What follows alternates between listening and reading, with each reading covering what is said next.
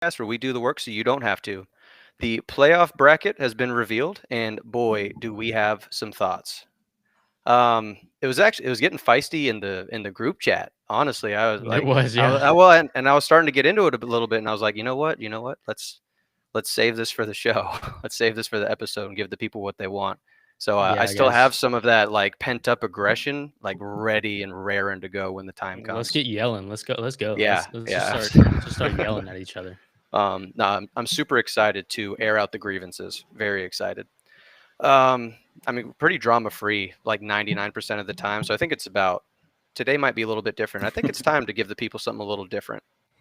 Um, the bulk of the conversation is most likely going to be about the playoff, and some, we'll kind of stream, away from that a little bit, but it's all kind of going to revolve around that and the portal and everything going on during this time period, which is very tumultuous, by the way. Um, Crazy time. It's got to be hard to be a head coach during this, getting your boys ready for a bowl game, and you have all of this or playoff, and you have all this going on. Um, we'll dive into some coaching hires, portal news, like I said, as well as a recap of the conference championships, since it is our job to make you money. We will also preview the Army Navy game as well as the bowl games that are happening from Saturday until Wednesday night when we record again. So we'll give you like live updates on the Cal game as it's happening. Hopefully our bets hit as we're on the podcast. They probably won't. Um, No, they will. no, they might. They just might. So I'll go ahead and I'm going to run through like the non-power four conference championships, and get that out of the way. Start with Western Kentucky at Jacksonville State. Jacksonville State won this game 52-12. If you tailed Will and no Go one Packs, else baby. on this game, you made money. We Otherwise, love Packs apologies. here. Yeah. As the great Pat McAfee said, we love Packs Otherwise, here. if you didn't tail Will, the rest of us are sorry. But good job, Will. Well done on that. Shout out to Trey Stewart, 27 carries, 201 yards, 2 touchdowns. And Tyler Huff, the quarterback, had 23 carries, 160-something yards, and like 3 more touchdowns, 2 throwing as well. So 5 touchdowns total. That might be a potential dog of the week right there, actually. Moving on, we're going to the American Conference, Nate's former conference. Army wins this game 35-14. As long as you didn't tail Nate, you won money on this one. It is not fun to tackle in the cold. Bryson Daly, 4 rushing touchdowns. Army ran for 335 yards as a collective unit. That's pretty impressive. Last of the Friday games, we had Boise State take care of business against UNLV. Boise State 21-7. Genty solidified his Heisman candidacy, 32 carries, 209 yards, and a touchdown. This time, if you I think it was only went with Brandon. if you Yeah. went with Brandon, that's what I wrote down. If you went with Brandon, you made money. Otherwise, you did not. So again, I apologize, and Nate apologizes because he was 0 for 3 on Friday. Yeah, tough night. Tough night. But moving on to Saturday, where it got better for some of us and worse for others. I will cover the 2 that matter less. MAC championship. All of us got this one wrong. We thought Miami of Ohio would be competitive, but they were blown out 38-3, which is probably not competitive if you are gauging that. So absolute beatdown from the beginning. I was watching. It was on like my side screen. And I got to like the second quarter, and I was like, well, this is just not worth watching at all. The other one, Marshall in Louisiana. Marshall wins this 31-3. Another sleeper, like not a good game at all. Will and Nate had Marshall +6. Me and Brandon had the over, so we missed those. So Nathan off the schneid right there. That was your first victory of the conference championship schedule, but it gets a little better. Yeah, one of the 3 few. for 4. You go 3 for 4 on Power Fours, so you did a good job. Before here we go. Before we get into it, I got a question for everyone. Yep. What was the biggest surprise of this week for everyone? Well, I mean, I'll just say this as Ohio wins by 10 earlier this year and then gets beat by 35 at home, or not 35 at home, but 35 in the conference championship. Is this about the games that we've covered, or will this The games Every we've game covered of this week. Every game So of this week. mine is Every coming up. game. Okay. Mine is going to be about Penn State. That's the most surprising for me, and I'll kind of talk about it in detail. But to broad strokes, it was just like how competitive they were in the pass game to keep up in a shootout, which is something I haven't seen them do a lot. So I think that was mine. I would say the roller coaster of a game that was Clemson and SMU. Yeah. Mine, I got two for you. One is that Texas did not use more of Arch Manning. I think they should have. And the other one, this was the biggest shock of the week, I think, for everyone in the country. Timothy Chalamet knows ball. Yeah. Yeah. He picked Ohio to win and actually sounded like he knew what he was talking about on College Game Day, which I did not expect that one bit. Yeah. Well, I guess someone fed him something on the teleprompter, I'm sure. Had to. I guess talking real football, not Mac. My biggest surprise is like the play calling and the game management by Dabo Swinney in that conference championship. I get they won, but there was at one time where you had 6-7 straight plays. Even the announcer said it: 6-7 straight curl routes. I mean, there was no variety in that game. You put your foot on the gas, you're up 21-7. And it's like everything just stalls out from there. Yep. Which I'll get into that. No, I've been watching that the entire Yeah. season. I'm gonna save it. Sorry. Yeah. I'm gonna save it. But All right, that was let's go. Yeah. Let's go Big 12 first. So we'll cover Big 12 because that was that was a sleeper. And we were all correct on it. All of us thought that Arizona State was going to do their thing. They emphatically beat Iowa State 45-19. Nate, since you're the Big 12 guy, do you have any thoughts on this game in particular? I don't have too much just because it was very lopsided. What I will say is out of all the teams that did make it into the playoff, or got the auto bids outside of Georgia, outside of Oregon, I think Arizona State's probably the best one, if not most deserving out of all of them. I mean, that team is really turning around down the stretch. Scatterbo is a absolute dog. He reminds me a lot about Schrader at Missouri last year. This is a guy I think that could, I'm not going to say he'd come in and, run through everyone, but I think he's potential could be an SEC running back the way he runs the ball, whether it is at a Mizzou or something like that. But, Iowa State just had no answer for him. They just kept running it down the throats, and, that's all they had to do to win the game. I mean, we said it before. I think me and you, Cam, said Iowa State has one of the worst run defenses in the country. Yep, they showed it. And, you see what happened. So they showed it. Yeah, I predicted Scatterbo for 200 yards, and he only got to 170, I believe. But he had 40 receiving yards, so 200 yards from scrimmage. I'll count that.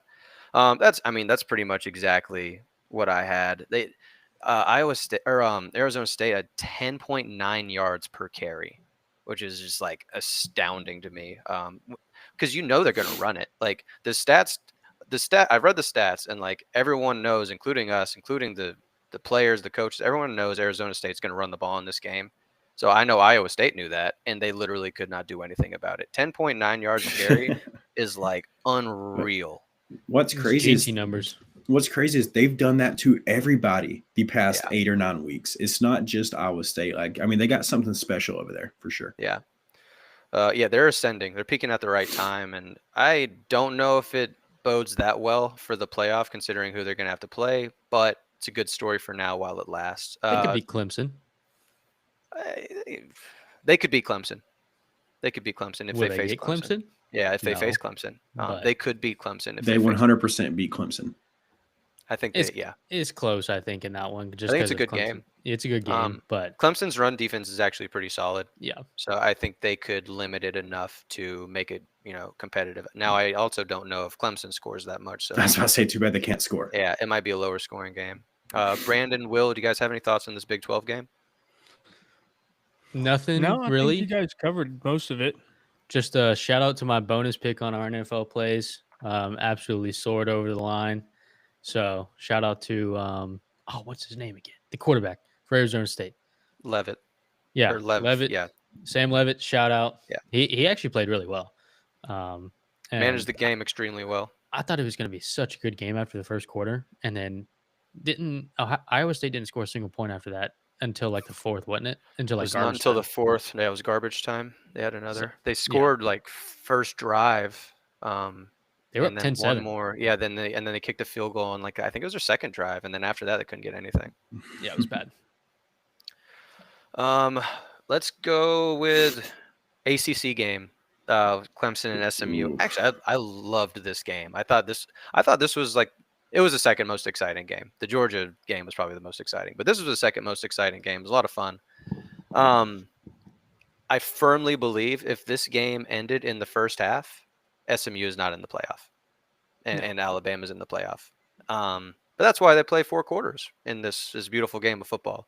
I firmly believe it though. Like if it's, I think they put the like the odds for SMU to get in at like minus 360 or something like that. So I was like, okay, if it's a blowout, they won't get in. But minus 360 means like they've got to lose pretty bad for them to not get in.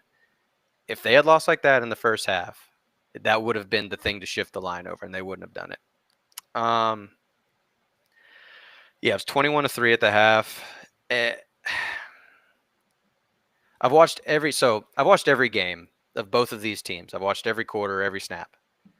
I will tell you, Clemson in the first half played literally the best football they have played the entire season. I have not seen that version of Clemson the entire year. They came out and did something I had never watched them do. On the adverse side, SMU played the second worst half of football I have ever watched them play.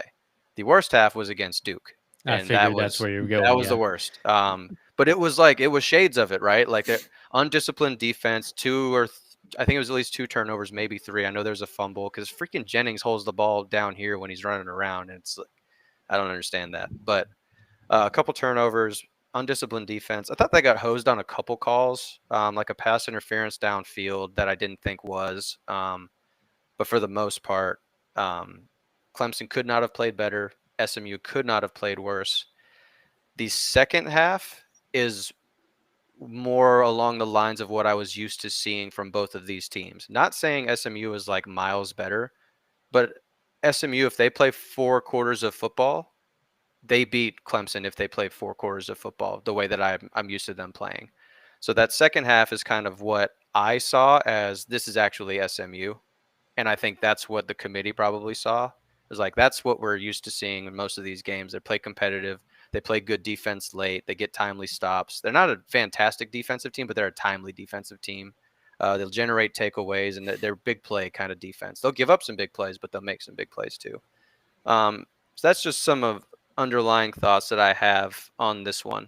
What do you guys got?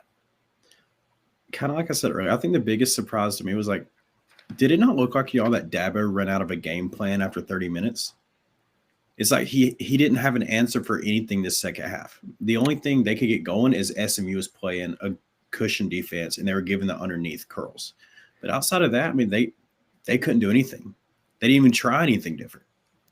It's because like Clemson had so many explosive plays in the first half.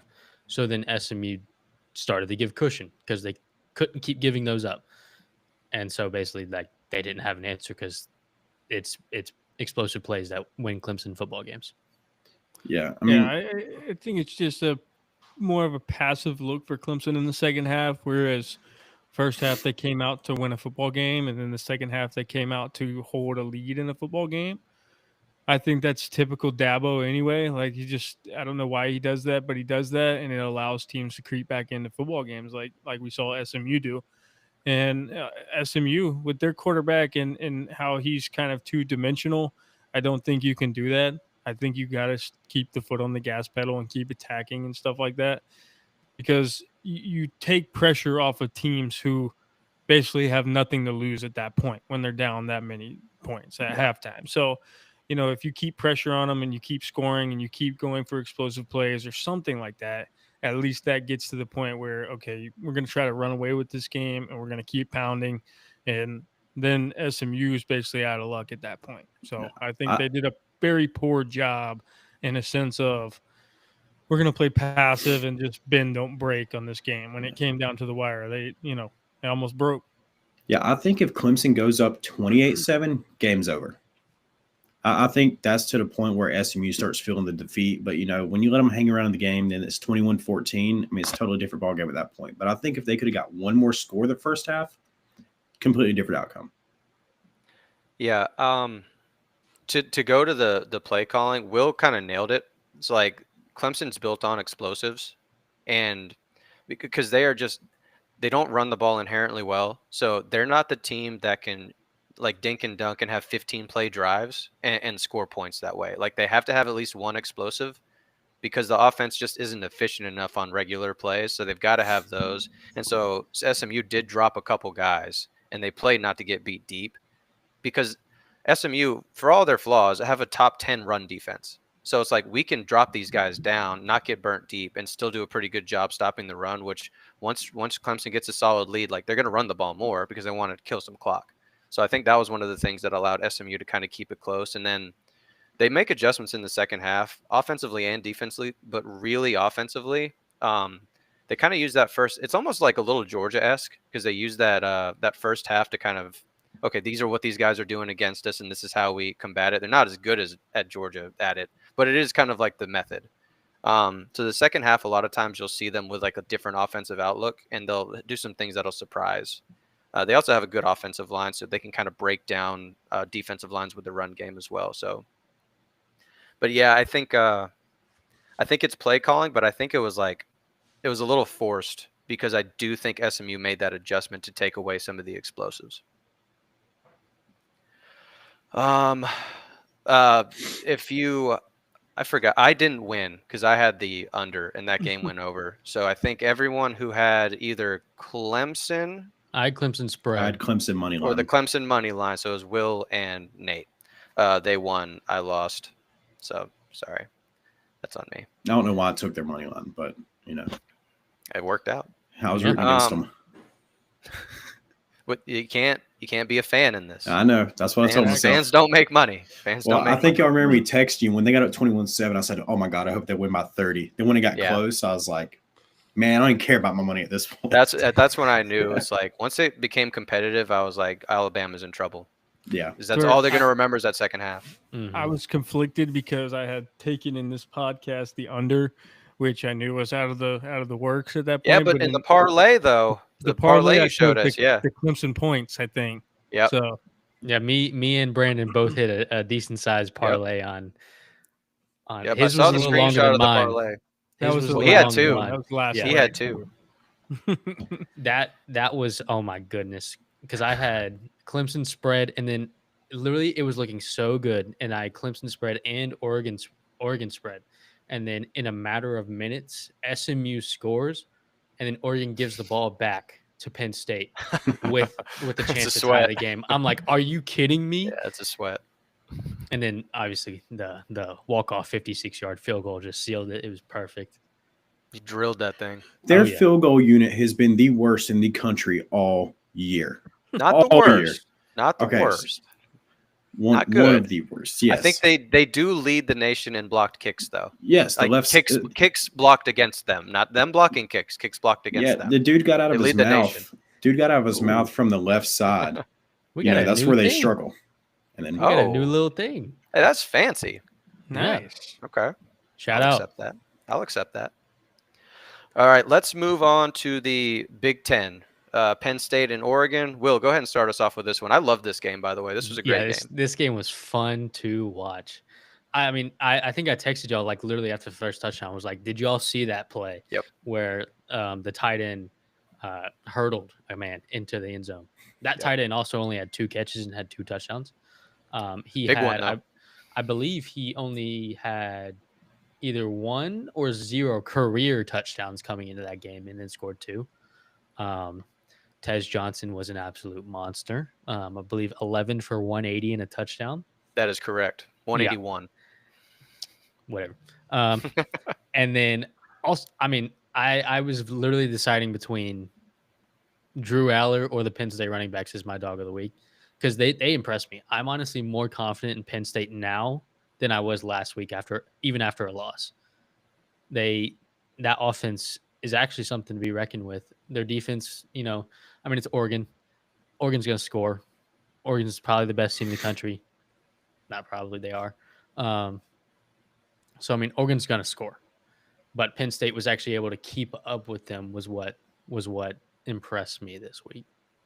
That was 100%. That was like Yeah. my main takeaway is like if Penn State is capable of playing a game that's played in that fashion. Like you see, I feel like they're most comfortable in like lower scoring, like kind of defensive games where they can kind of control the pace, run the ball and let Allard kind of manage the game. But he had to take the game into his own hands. Like he had to keep them in that game. Made some mistakes. I think he had a couple picks, if I'm Had not two. mistaken. One of them was was on the last drive, and he threw it Yeah, up. yeah, Kind of. yeah. I think one was a mistake though. Like one of them, it was a not so great read. I don't think it was interception worthy of the read, but it was a Yeah. bad throw. Yeah. So, but I mean, overall, some competitive throws. I feel like some pro style throws, Mhm. like some things that I haven't really watched him do. So I think that was great to see, and I mean, made me kind of nervous about whoever faces Penn State. Like if they're capable of, I haven't seen that many times, but they're capable of that. And if they have to get in one of those games, they can stay in those games. I think they're Well, going to be dangerous. Luckily, they get 2 bye weeks. So Yeah, they do.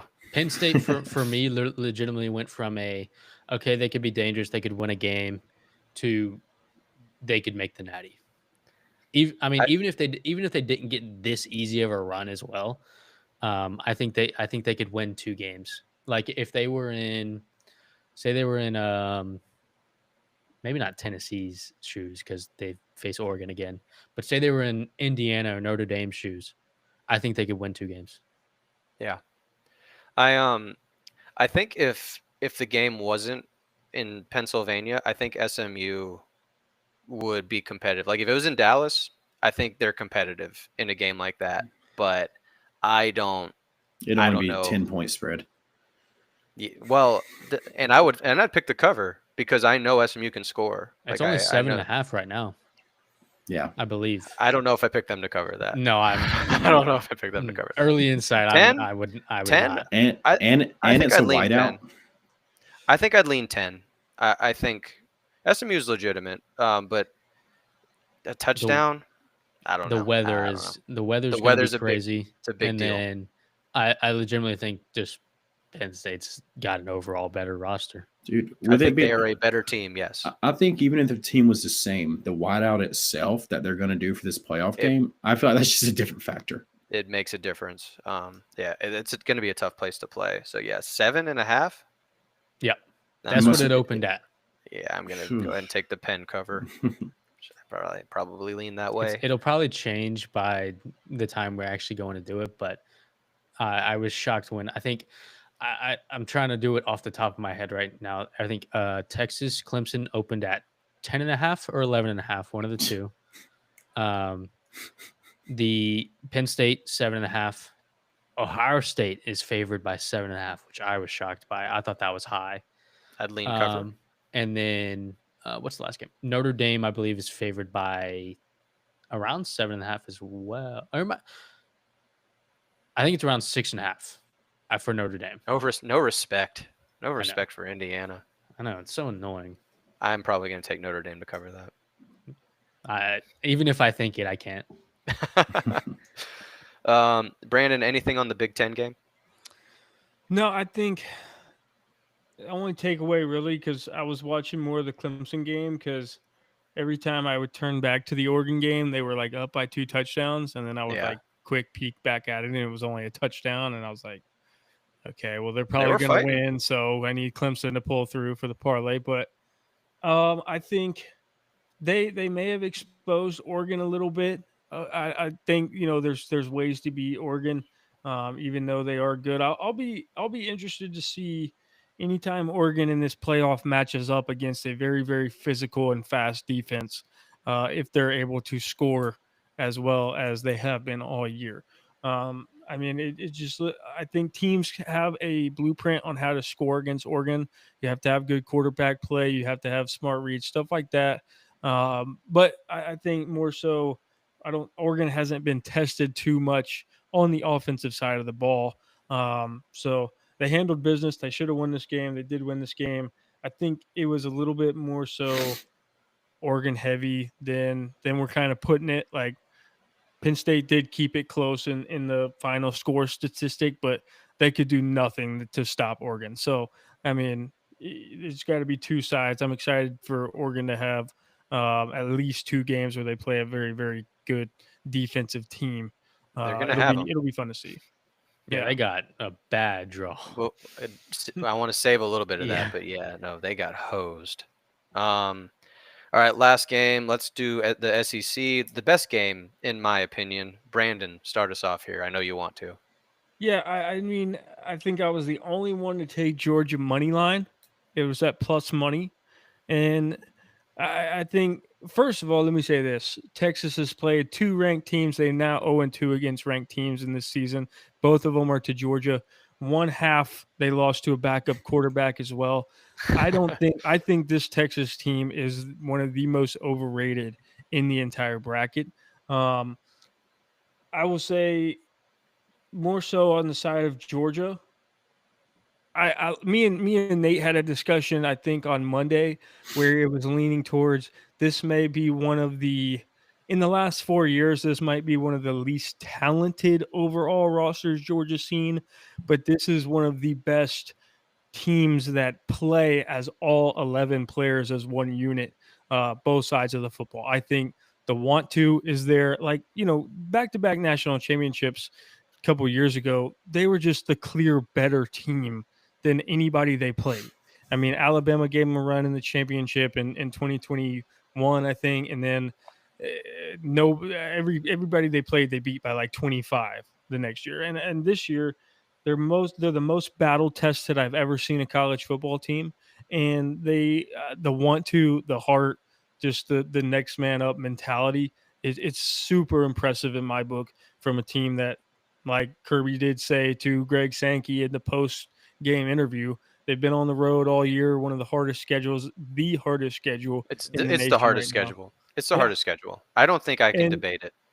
They come out 10-2 and win the SEC championship, and they had to play a team twice who's been ranked number 1 in the country for some time this year and was ranked number 2 going into this football game.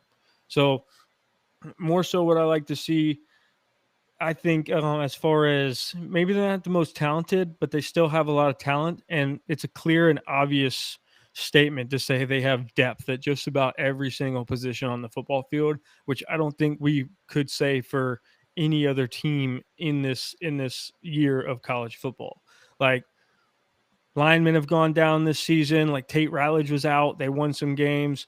Obviously, this past game, Carson Beck goes out, doesn't get to play in the entire second half. They still end up winning the football game. It's impressive. I mean, I think Texas is still good. Don't get me wrong.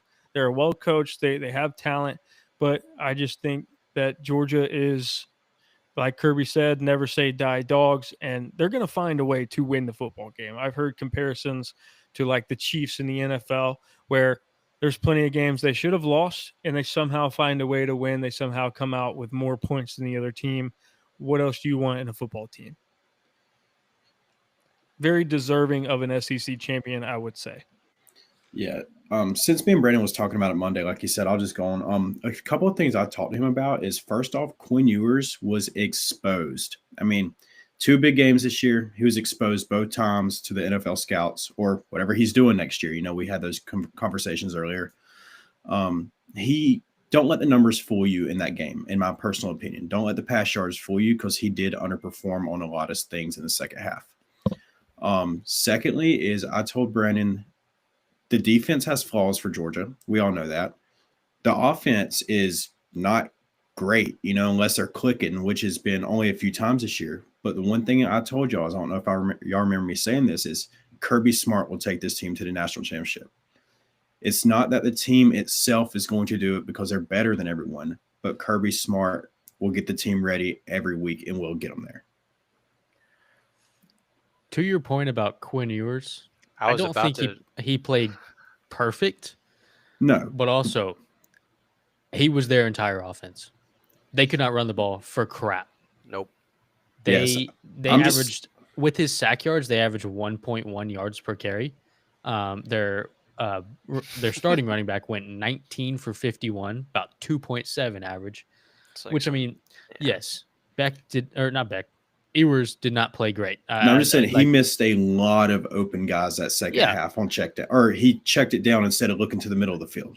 yeah, but he was their entire offense throwing the ball to I mean, in the first half they simply outplayed Georgia. Yeah. They just could not get in the end zone. They'd get in the red zone and couldn't score. And that's why I said, like, the numbers, yeah, he played great on the numbers, but the second half, I think there was a lot of things or a lot of reads he did not get right. And that is what caused them as they drove down the field. I think they had no run game. To Georgia's credit, that could have been a lot of the game plan. I mean, you have Sarkisian as the head coach. Obviously, Quinn Ewers isn't a bad quarterback. You have tons of talent on the edges, a good O-line. I mean, if you can let them get down the field and just give up 3, give them 3. You know what I mean? Shrink the field, make it tough for them to get in the end zone. Give them 3. We'll come back. We'll make this a ball game. We'll go score 7 every now and then. We'll keep it close and we'll fight it out to the end. I mean, I think if you let Texas, obviously, if they score a couple touchdowns in those red zone situations they were in, there's a completely different ball game. But I think like I've said before, a bend don't break defense. These guys, this Georgia team, the only time I've seen them break is Ole Miss. It's the only time I've seen that defense break into where it's costing the whole unit of a football team negative stuff. Like, they're just giving up too many points. We can't keep up, right? So it's fine. Give them 3, whatever. Go down on the other end and try to make something happen. Yeah, which, to my point, like, he missed 3 wide open throws to the corner inside the red zone the second half. 3.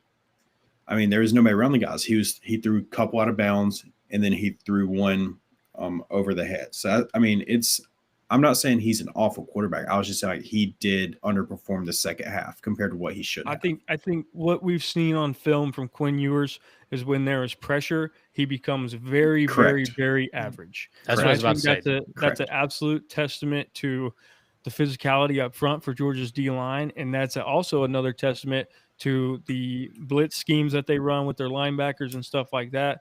I think, after the first few stacks and the first few pressures, that's a mental game for a quarterback. You got to see that, and I think Georgia's one of the hardest teams in the country as a quarterback to identify where pressure is going to come from. A lot of teams make it easy. Like Clemson's one, they don't care if you know they're blitzing. They don't care. They're going to bring 5 guys up front. They're going to rush 5 every play almost. Georgia, you have so many blitz schemes and guys crossing around each other and linebackers with elite speed that you probably don't see all year. That makes that job tough. And just from what I've seen on film with Quinn Ewers, if he gets to a spot where he can't step up, if he's kind of on one leg, a back-legged throw, it's going to be very, very average. So I don't think you just have to let the pressure get there. So, and unfortunately, Quinn Ewers only faced 2 good defenses this year, and they were both Georgia. Yep. That's very fair. It's unfortunate, but you gotta adapt to it, especially the second time. A&M's defense was solid, but also he didn't really play that well that game either. No, so. yeah. Carson Beck has a torn UCL. I'm positive. Oh, without a doubt. No, 100%. 100%. Cooked. Yeah, I think he's done for the season. I think it was vital that Georgia won that game. Because if it happened, kind of like Florida State last year, right? So it's like their guy goes down. I don't think Georgia misses. I don't know.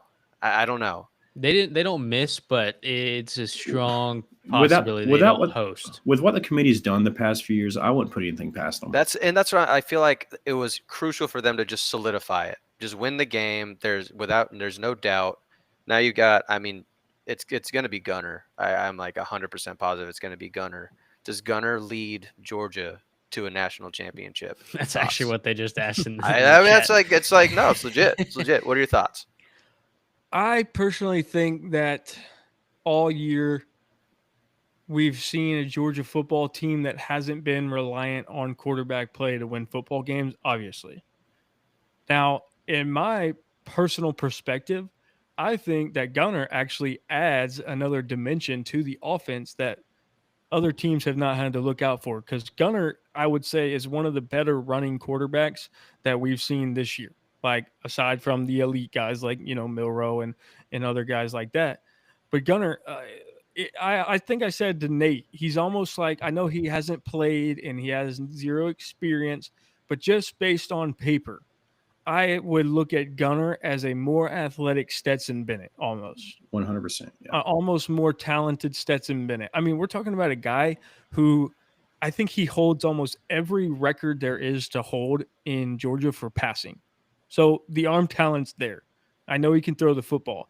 And in one of the first plays that he was in, he takes off on a scramble to the right side and lowers his shoulder on a safety working downhill. Set the tone.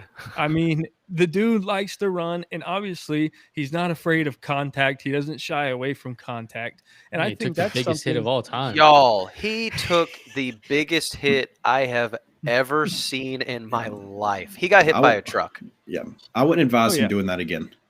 He Oh, dude. At least right now. The Stetson Bennett comp Dude. I like. He is just not as smart as Stetson Bennett, and we don't expect him to be. It was his No. first Yeah, start. he's That young. one, He's gonna that have to one go throw, through reads. that he one has not, throw. he has not played a down of SEC ball this season. Yeah, I mean, I didn't Um, expect him to be. There's That's no just first the one, team like, reps either. He's not he's- taking first team reps. That's the one thing that I can see potentially prohibiting from taking you guys all the way. Do I think he can? 100%. It's just like he made a mistake that could have cost y'all the game. And if he does that in another game, does a Penn State, does an Oregon take advantage? I think they do. What was the mistake? He threw the pick on the like he literally just threw it up. He just threw the pick. Yeah. And that's just- like That's a rookie. That's an experience. Yep. And I think he obviously probably learns from that and uses his run game a little bit more. But, I like the fact that Georgia has an easier route. They don't have to go against an elite defense for the first probably 2 rounds. So that gives him a little bit of time. It's not like he has to go out there and play Alabama coming up, right? Yeah. So that's good news. this is also true right here too. Yeah, those boys got to catch the freaking thing. Yeah. Well, what's funny is Gunner Stockton throws rockets. Like, I don't know what it was, but it seemed like they didn't have an issue catching Stockton's ball. I don't know if it's what Beck does or how he spins one, but Gunner Stockton throws the ball probably 10 miles an hour harder, and I don't think he had any drops. I'll tell you, Just old, sits in the chest. old dude needs some glue. Old dude needs glue on his cleats, man. I'm not even a Georgia fan. If I see him drop or jump for another pass, like, what was his name? Who are we talking? A Georgia receiver? Oh yeah, sorry, Georgia's receiver. It's probably Arian Arian Smith. Smith. Yeah, Yeah, Arian Arian Smith. Smith. Dude can't Yeah, keep his yeah, feet that's on the who it ground is. to save his life. That's who it is. I mean, But he's jumping up and it's hitting him right in the chest. I just think, Georgia likes to obviously run the football, and there has been like a million times this season I've seen them run pretty much a read option looking play, but it's not a read option because we're just giving the inside zone to a running back. But every time they run that inside zone, it's one of the easiest plays to defend in college football or in any football really. But if like say Carson Beck just pulls that ball and takes it, runs to grass, it's a free 7-8 yards. So I think that gives another dimension to Georgia's offense. Say receivers are dropping passes, we can't get anything going. So yes, I think he can take them to the national championship. Jury's obviously still out if he can win that big of a game against a team of Oregon's caliber. I'll say it again. I don't know if he can. I think Kirby Smart will. He will have him ready to do what something. I saw, I'm very, very excited for his future as a Georgia Bulldog, though. I mean, I agree. any backup in the country easily could have gone out there and absolutely sold that game, and nobody would have blamed him. I mean, he's a backup quarterback, right? Yeah.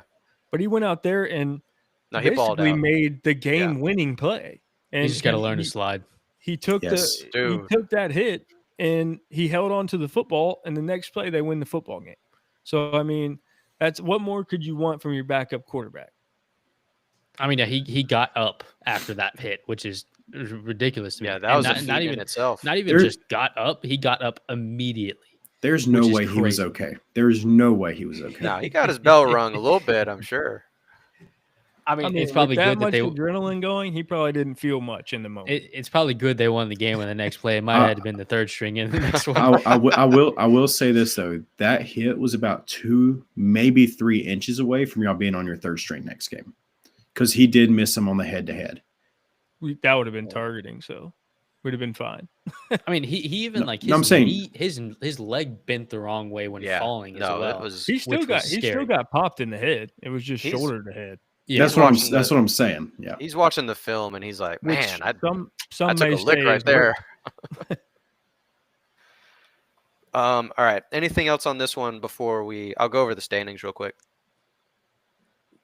yeah. We can talk about Auburn football. We'll do it right No, after we talk about the can- standings. We only do talk it in- about Division One football. Hey, here. Oh, there is actually something Yeah. we can talk about for yeah, Auburn. yeah. Okay, We'll do yeah, it yeah, after yeah. we do. We'll do it yeah, after we do the standings. Yeah. We'll do that.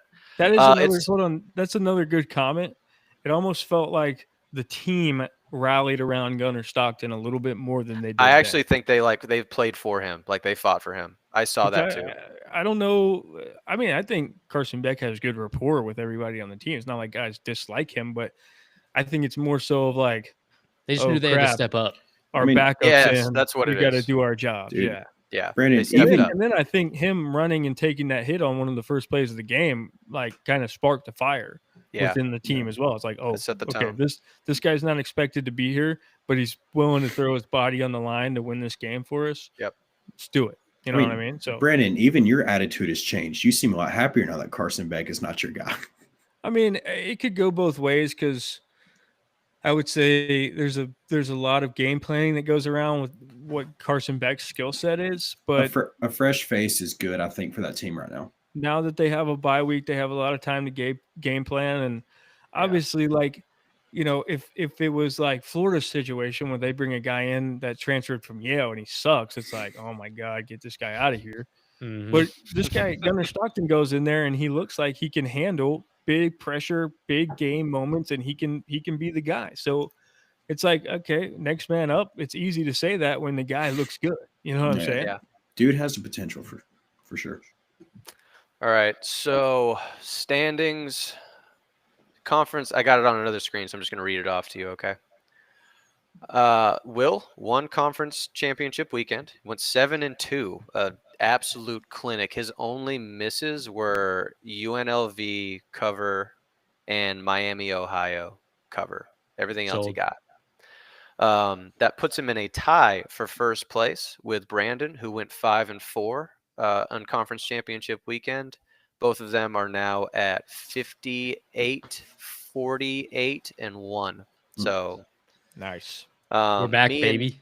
me and Nate tied at 4-5. We both went 4-5, so not I think awful. South Carolina fans will agree with me. I should be the outright winner if the refs don't sell that game to LSU. Might be right. I mean, I still have a grievance about that game. I feel like If Ru- everyone has one of those games. if Rutgers doesn't give up it doesn't call timeout right before a field goal that misses completely and then gives up a 45-yard touchdown to You lose. see the what I'm game. saying? Everyone's got one. Yeah, me and Nate. I am still in third place. I'm half a game ahead of you, Nate. I don't want to do the math, but I have 2 ties and you only have 1 tie. That's the only difference that we have. Both above 500. Both. Oh, yeah, easily. Yep, Easily making above money. 500. Making Easily. money.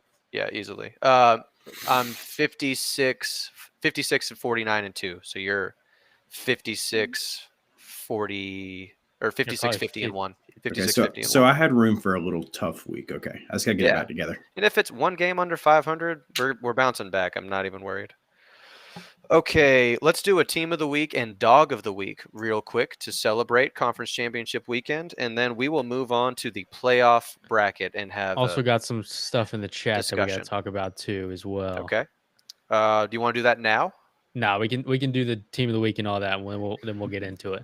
Real quick, team of the week. I'm going to take Arizona State on this one. They took care of business in the most convincing fashion, which to me is a statement on conference championship weekend. And I figured you guys would pick other teams. So I'm going to go with Arizona State. Congratulations to them. I was going to go Arizona State, but I'm actually going to just because they're my Big 12, True. But no, anyways, I'm going to go with Army. I mean, that just took me by surprise. They just put a beat down on Tulane. So I know. I should have taken that money line. because I thought they were going to be looking past the Navy this upcoming week, but that was not true. Strictly because I was the only one to pick them, and it hit Jacksonville State. Go Cox. And win the conference and lose your coach. Fair enough. I think the easy answers are Arizona State, Oregon, those guys. But We know where Brandon's going. Yeah, we know. The answer's Georgia. I mean, come on. They weren't supposed to win that game, and they find a way to. And let All me right. go ahead and just start Go off ahead. dog of the week. I Gunnar Stockton. Come on. Come on. He might not have the numbers or the paper, stats, but he had the most heart out of everybody except for maybe the Clemson kicker. Yeah, so maybe him. You guys go. I'll go last. I'll go the Penn State running backs. Katron Allen and Nick Singleton all both look good. On the ground, they combined for 14 for 229 and a touchdown. And then both also had a receiving touchdown on the ground as well. They were kind of the offense, and to keep them in the game. And then Drew Haller had to pick up the slack. Yeah, so I'm going to go with Cam Scatterbo. This man had 16 carries for 170 yards. And I think half those yards came after contact. So, I mean, dude's just a dog. I am going to go ahead and take Tyler Huff, quarterback for Jacksonville State. I want to pull up his rushing yards real quick because I don't want to get it. I don't want to get it wrong. But they dominated on the ground. Tyler Huff, 23 carries, 167 yards. This is a quarterback, by the way. 1 touchdown, and he also threw 2 touchdowns and 176. So over 300 yards of total offense. Heck of a day from that fella right there. We also had a perfect passer in conference championship weekend. Bryson Daly went 2 for 2, 17 yards. Golly. Yeah, he also ran for 200. He ran for like 158. Dude's a dog. All right, let's go to the chats. What do we have in the chats? So apparently he was trolling about Auburn football, but since you trolled us, we're still going to talk about him. So can we talk about Auburn football here? They're going to get a big quarterback transfer. That's who they're going to get. Correct. Malik Murphy. That's who we think is going to be the quarterback for Auburn next year. Don't know why. No clue. Doesn't really fit the system, and he's not very mobile. Cam can probably tell you a lot about Malik. He doesn't like him at all. No. But I was shocked they didn't go with Caden Salter from Liberty, literally Hugh Freeze's boy, and who is also in the portal. So yeah, it's probably going to be Malik Murphy. Yeah. So Go ahead. little question on that.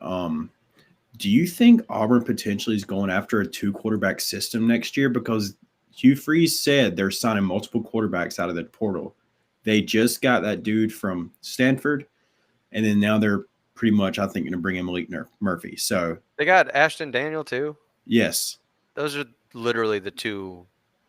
Malik Murphy's not the worst quarterback in the ACC, but Ashton Daniel might be. do you see sort of a 2-quarterback system going? I mean, because Deuce Knott's not going to play. I think it'd be great for quarterback competition in the spring and fall camp, but I don't know if we've ever seen a 2-quarterback system work. So as a Georgia fan, please do the 2-quarterback system. Auburn's been known to do it in the past. If that is what they do, Malik Murphy will get the standard dropbacks. He is not mobile at all. He is the 2 plays that he runs effectively are deep routes down the right sideline, not the left, only the right. And he likes slants middle of the field when the receiver is wide open. He can throw no other pass. He can throw no other pass in any route scheme, any route tree. He can't throw it. Screen, don't do it. Bring the other guy in. This is flat route to the tight end, don't do it. This is going to be exactly the whole Bo Nix, Robbie Ashford thing. That's exactly what it's going to be. Wait, The one difference with that is one's an NFL quarterback and one is the backup. No, at what I'm saying is South though is like Carolina. that's what I'm saying is like Malik Murphy would probably get 70-75% of the snaps, but then Hugh Freeze, they'll bring in Daniels to come in, take quarterback runs or a few options. Ashton Daniels is go ahead. Chat says Jackson Arnold on campus on Friday for Auburn. He's going to go to Mississippi State. I would say I've heard that too, man. Like if they bring in Mississippi that's State. your guy. I mean, those quarterbacks are one-dimensional that we've talked about. Jackson Arnold's been proven to kind of do. I mean, he beat Alabama. So, yeah. I've heard Arnold to Mississippi State strictly because Jeff Levy.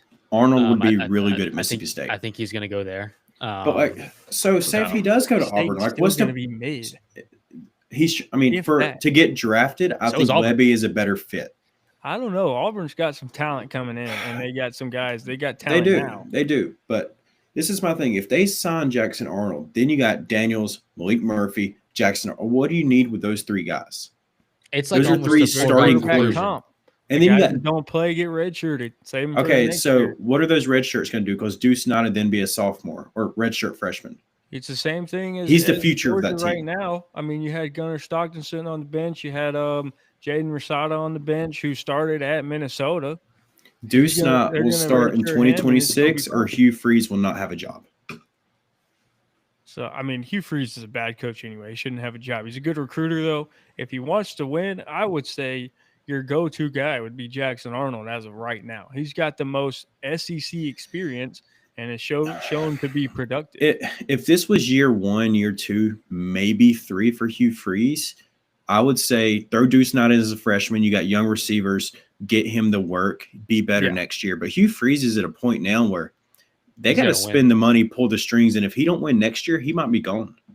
Yeah, I'll live and die by Hugh Freeze as a really, really good recruiter, but it's just never going to win football games. I don't think.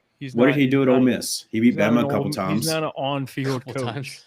I mean, anything else on that? What do you get? Any other chats? Anything else? Coach Cam, we'll put it on there. What are your thoughts on Belichick? We were going to get into that. Do we want to do it now? We can do it now. Why not?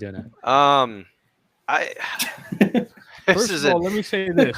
It came out that Bill Belichick handed the guys at UNC a 400-page book on his manifesto for practice, recruiting. Basically, it was going to be UNC is going to be a pipeline to the NFL.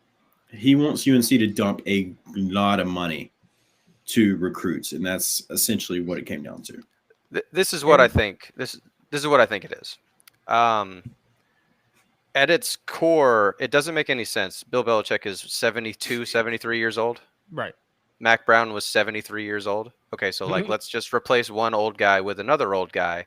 What I think this is, because one of the stipulations is his kid needs to be a coordinator. I think isn't he a coordinator at Washington? Washington, yeah. So I think the idea is Bill is like a stopgap while he lays the throne or gets the throne ready for his kid to come in and be basically the head coach. Bill is going to build this dynasty that he's going to pass down to his legacy. His legacy will live on with his child. Today's day and age in football, from what it sounds like his manifesto entails, is what you have to do to be a winning football team now. Like in this day and age with NIL and transfer, basically I've heard guys talking about it. It's, transfer portal is your free agency from an NFL perspective, right? And then you have NIL, which is like your signing bonuses now. And that's your guaranteed money to come in and play. But the only stipulation, whereas like Oregon has quote unquote unlimited NIL, is North Carolina going to do that same thing? If not, none of this system historically works. They have not. Yeah. So a few things I saw that was in there is one, he wants to kind of, they had in the NFL, 2 completely different staffs. He wants one staff that's going to take care of the team, do the on-field stuff. He wants then another staff with a GM, kind of like Courtney Morgan at Alabama and some teams are doing now, a GM, and everybody else that handles solely recruiting, solely off-field stuff related to the team. And then I along will with say, that is, like, Bill's your guy for that. yes, great manager. Because that Patriots, he was the GM and the head coach. Yeah. And then And the owner. And Basically. UNC, we know, is a basketball school. They always have been. They've not spent much money in football. But another thing, too, is I don't know. Obviously, we probably won't ever know how much he told them they need to invest or anything like that. But I know he asked for a lot of money to go out to get these players in. And I'm ready to see what or who they can bring in just because he's the coach there. Here's another Go ahead. perspective is instead of saying, hey, 18-year-old kid, we're going to pay you this much money to come to UNC, what if I said, hey, my name's Bill Belichick. I'm the best head coach NFL's ever seen before ever. I can guarantee you a first and second round draft pick that guarantees you this many millions of dollars. So I compare That could Belichick be to that more point. so of no NIL, but I'm going to guarantee you if you follow my manifesto, you're going to get paid. You're going to have an NFL career. To that point, I will compare it to Nick Saban, where he started to lose a lot of even his really good players. Like, how many guys are going to go to Bill Belichick, take the butt chewings they're going to get every single day because he's a hard nosed guy, and then who's going to go chase the money? Like, even Saban was losing players for money, and that's kind of the comparison I'm drawing here. I would say, like, if you look at college football, like Nick Saban's talked about this before when he took the job in Miami when they were $17 million over the cap, which was a lot back in the day when he coached. They had no quarterback. I think he said they were the oldest team in the league, and they spent all their draft picks to go trade for Ricky Williams. So that's just like a job that's like dumb to take. But college football now, we've seen it in Colorado, where within 1 or 2 years, you can build a competitive football team very, very quickly. And I mean, Colorado's shelling out, I would say, less money than North Carolina would want to shell out. I would say North Carolina is probably a bigger school than Colorado in a sense of athletics, money coming in with basketball and all that.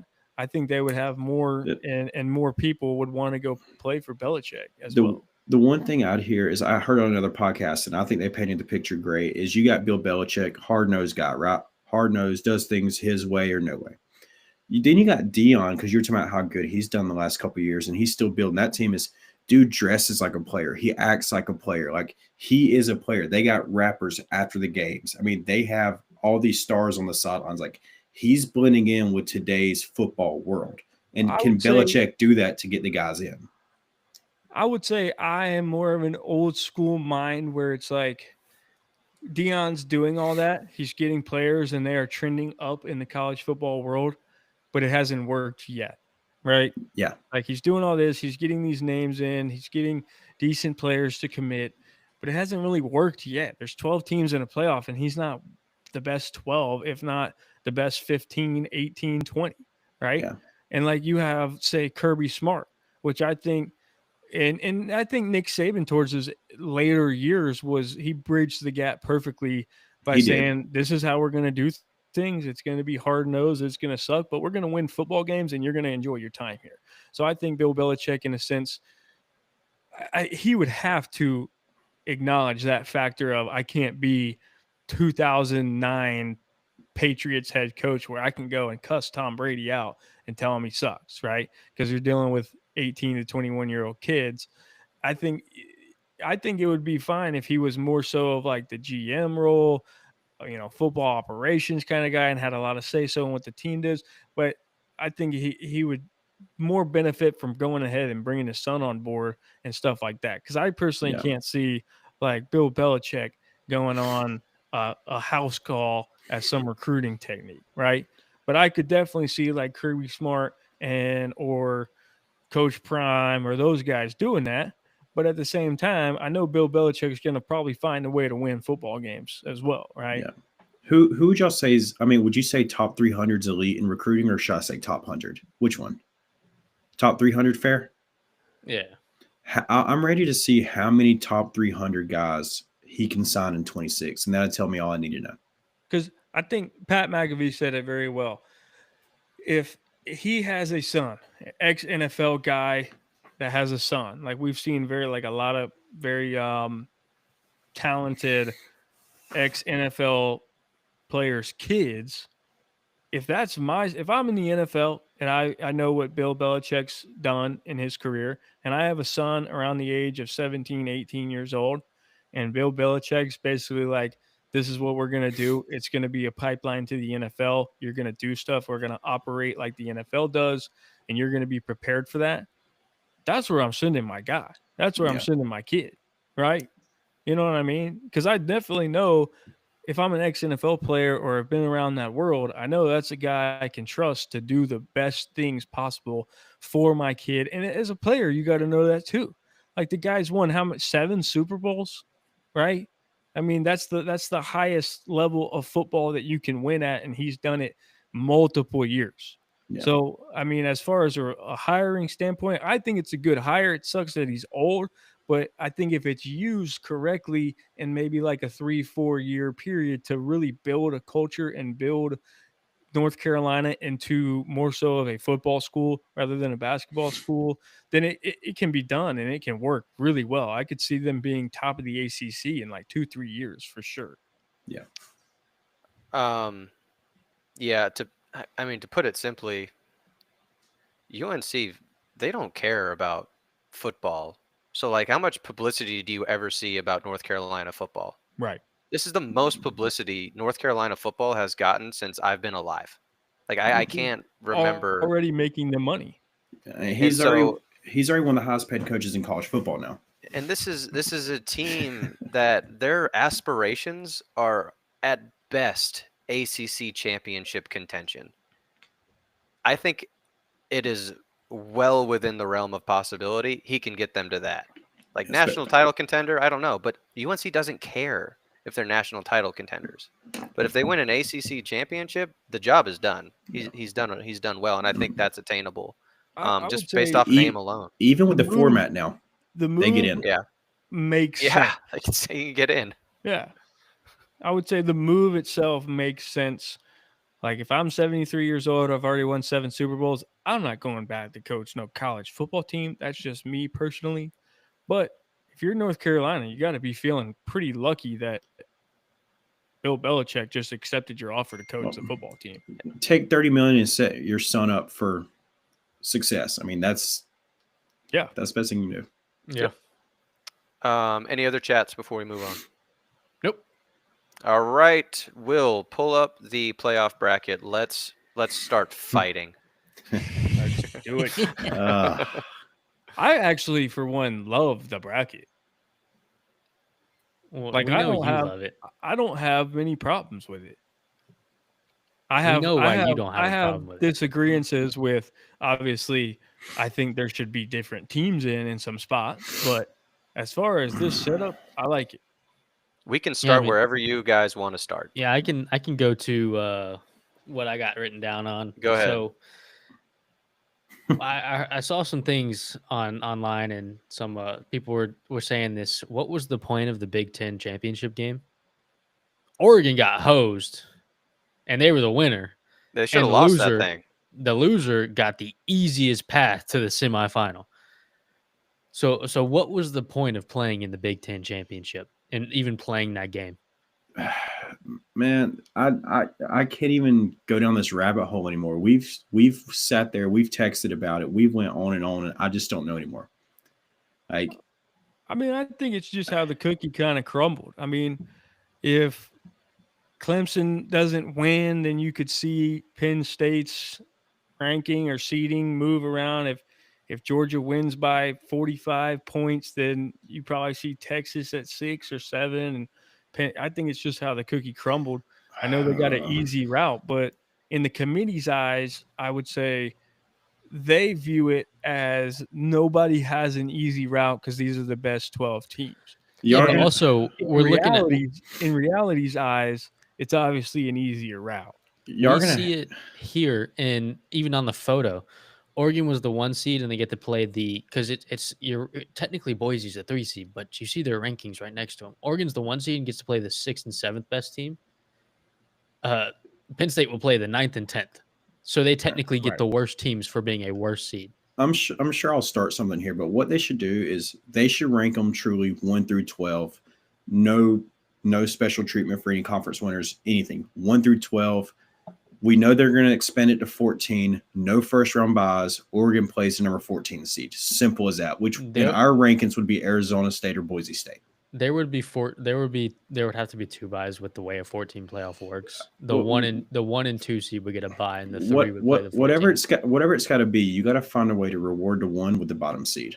I think what it should be is, I don't mind this format except for the auto buy. The auto bid getting a buy is absolutely asinine. That's just in what world does Boise State and Arizona State get a bye, and Tennessee, Ohio State, Texas, Notre Dame, and Penn State have to play a team in order to get the right to play Boise State and Arizona State? You've got to be freaking kidding me. I'm also upset at the fact that Tennessee's on the road. Like, I think it should reseed. That's the one thing that I think like say Clemson somehow pulls a shocker out on Texas. Oregon should play Clemson. Correct. That's 100. It's seen in the NFL. It's reseeded. That should be what it is. So you think it should be 1 through 4, and then at the end of the day, after the first round, Oregon plays the lowest seed? Yes, 100%. That's how it is in the NFL. And I also think that I don't mind the auto bid compared to you guys. I think winning a conference should mean something regardless. Do I think it should be 5 conference winners? No, I think it should be 4. 4. But I do not think it should be an auto buy. Auto buy is ridiculous. You are the 12th best team and you get a buy is crazy to me. Actually, they're 16th best. They're not even the 12th. They're not even. They're just not. No. I was talking about Arizona State. Clemson doesn't get a bye, but I think they got to drop. I think they got to drop the 5th auto bid. 4 is fine. I think the 5's got to drop. I saw what they were doing because when UCF didn't make the playoff, all they did was just bitch and complain. Oh my God, we would have won the Natty. So they're giving the little guy a shot. But that little guy should never, ever, ever touch a bye. No. They should be locked in 12 seed every single game, every single year, no matter what. I don't mind 5 auto bids, but auto buys are freaking ridiculous. Which I hate to say this, but Arizona State and Boise State, we can say what they want. I feel more comfortable with them having buys than Clemson. I mean, I'll be honest with you. Aside from Boise State, who do we think in this bracket would deserve a bye the most out of all the teams in it? Ohio State, Penn State, Texas, Notre Dame, basically almost Tennessee. I personally anyone in the top 6. I personally think people. Yeah, can't be Notre Dame. They don't play conference championship. They're automatically 5, even if they go undefeated, I would say. People's been quiet. I think Tennessee possibly. I'm biased Penn State. I like the answer of Tennessee, I think. Can't be Indiana, can't be SMU. Tennessee just has a bad loss. Clemson hasn't played anybody, so Ohio State just lost to a bad Michigan team. To me, it's between Penn State and Texas, the 2 teams that were playing in the conference championship. Who do it's just basically who do y'all think looked better? I guess strength of schedule don't matter anymore. I thought Penn State looked better. Penn State looked better. That's why I say Penn State. I think Penn State would be the one to get a bye. Which, if they value conference championships like they basically did, Penn State got 2 buys. Penn State got 2 buys. Very true. Yes, but also, I mean, then you got I understand they didn't value the conference championship because freaking Oregon got freaking hosed. How much cooler would this bracket look if instead of Boise State we had Alabama in that spot? So much cooler. So this is my question. Be cooler. What if it was South Carolina versus SMU, and then the winner of that played Alabama? I'm good. I think both of those teams deserve to be in it. I'd say South Carolina plays SMU and the winner plays Penn State. So that would be awesome. Cam, not off what you just said about Bama and South Carolina deserving. The word deserving should be taken out of college football playoff completely. No, it's the best 12 teams. Like deserving matters a little bit. I'm but it's so tired of. I think Cam said it, and that's what got me fired up a little bit the other night. Is SMU deserved to be in there? I mean, I think that word should be banned from this conversation. I think SMU should be in it, but I also think Bama should be in it. Yeah, Bama did it to themselves, but if head to head, who's the better team? Simple as that. That can go between any of them. It just needs to be settled on the field. It shouldn't be a freaking committee, which it's impossible when there's 130 college football teams. It's just never going to happen. No. We wish it could be settled on the field. It just can't happen. Play-in games. But like the one thing I see for the auto bid as well is college basketball. Yes, 64 teams get in, but you get an auto bid when you win a conference championship, so it means something. That's why I think that the conference championship winners should get an auto bid. Should they get an auto buy? Hell no. No. Not even no. close. But I don't mind auto bid. I think this bracket, obviously, we have like a lot. I think some teams that don't quote unquote deserve to be in there or should be in there.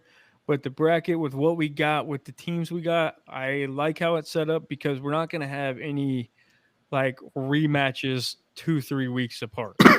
Like I, for one, on some of the mock brackets that we had a couple weeks ago, it would have been like Georgia playing Texas in the SEC championship, and then it would have been Georgia playing like a Indiana, and then they would have to play Texas again in the semifinal round, or the quarterfinal round. What's crazy is like I know they don't have a bye, but I think Texas has a easier chance to beat Clemson and Arizona State than Georgia does against Indiana or Notre Dame. And Georgia beat Texas. Georgia also beat the crap out of Clemson. No, I understand. What I'm saying is I think Texas has an easier path to the semifinal in their 2 games than Georgia does just in their 1 game. I mean, yeah, but like as a Georgia fan, I don't know. I don't know if I would really want to play Clemson again. I would definitely, as a Georgia fan, want to play Arizona State because I know for sure that run game wouldn't be as good as it has been.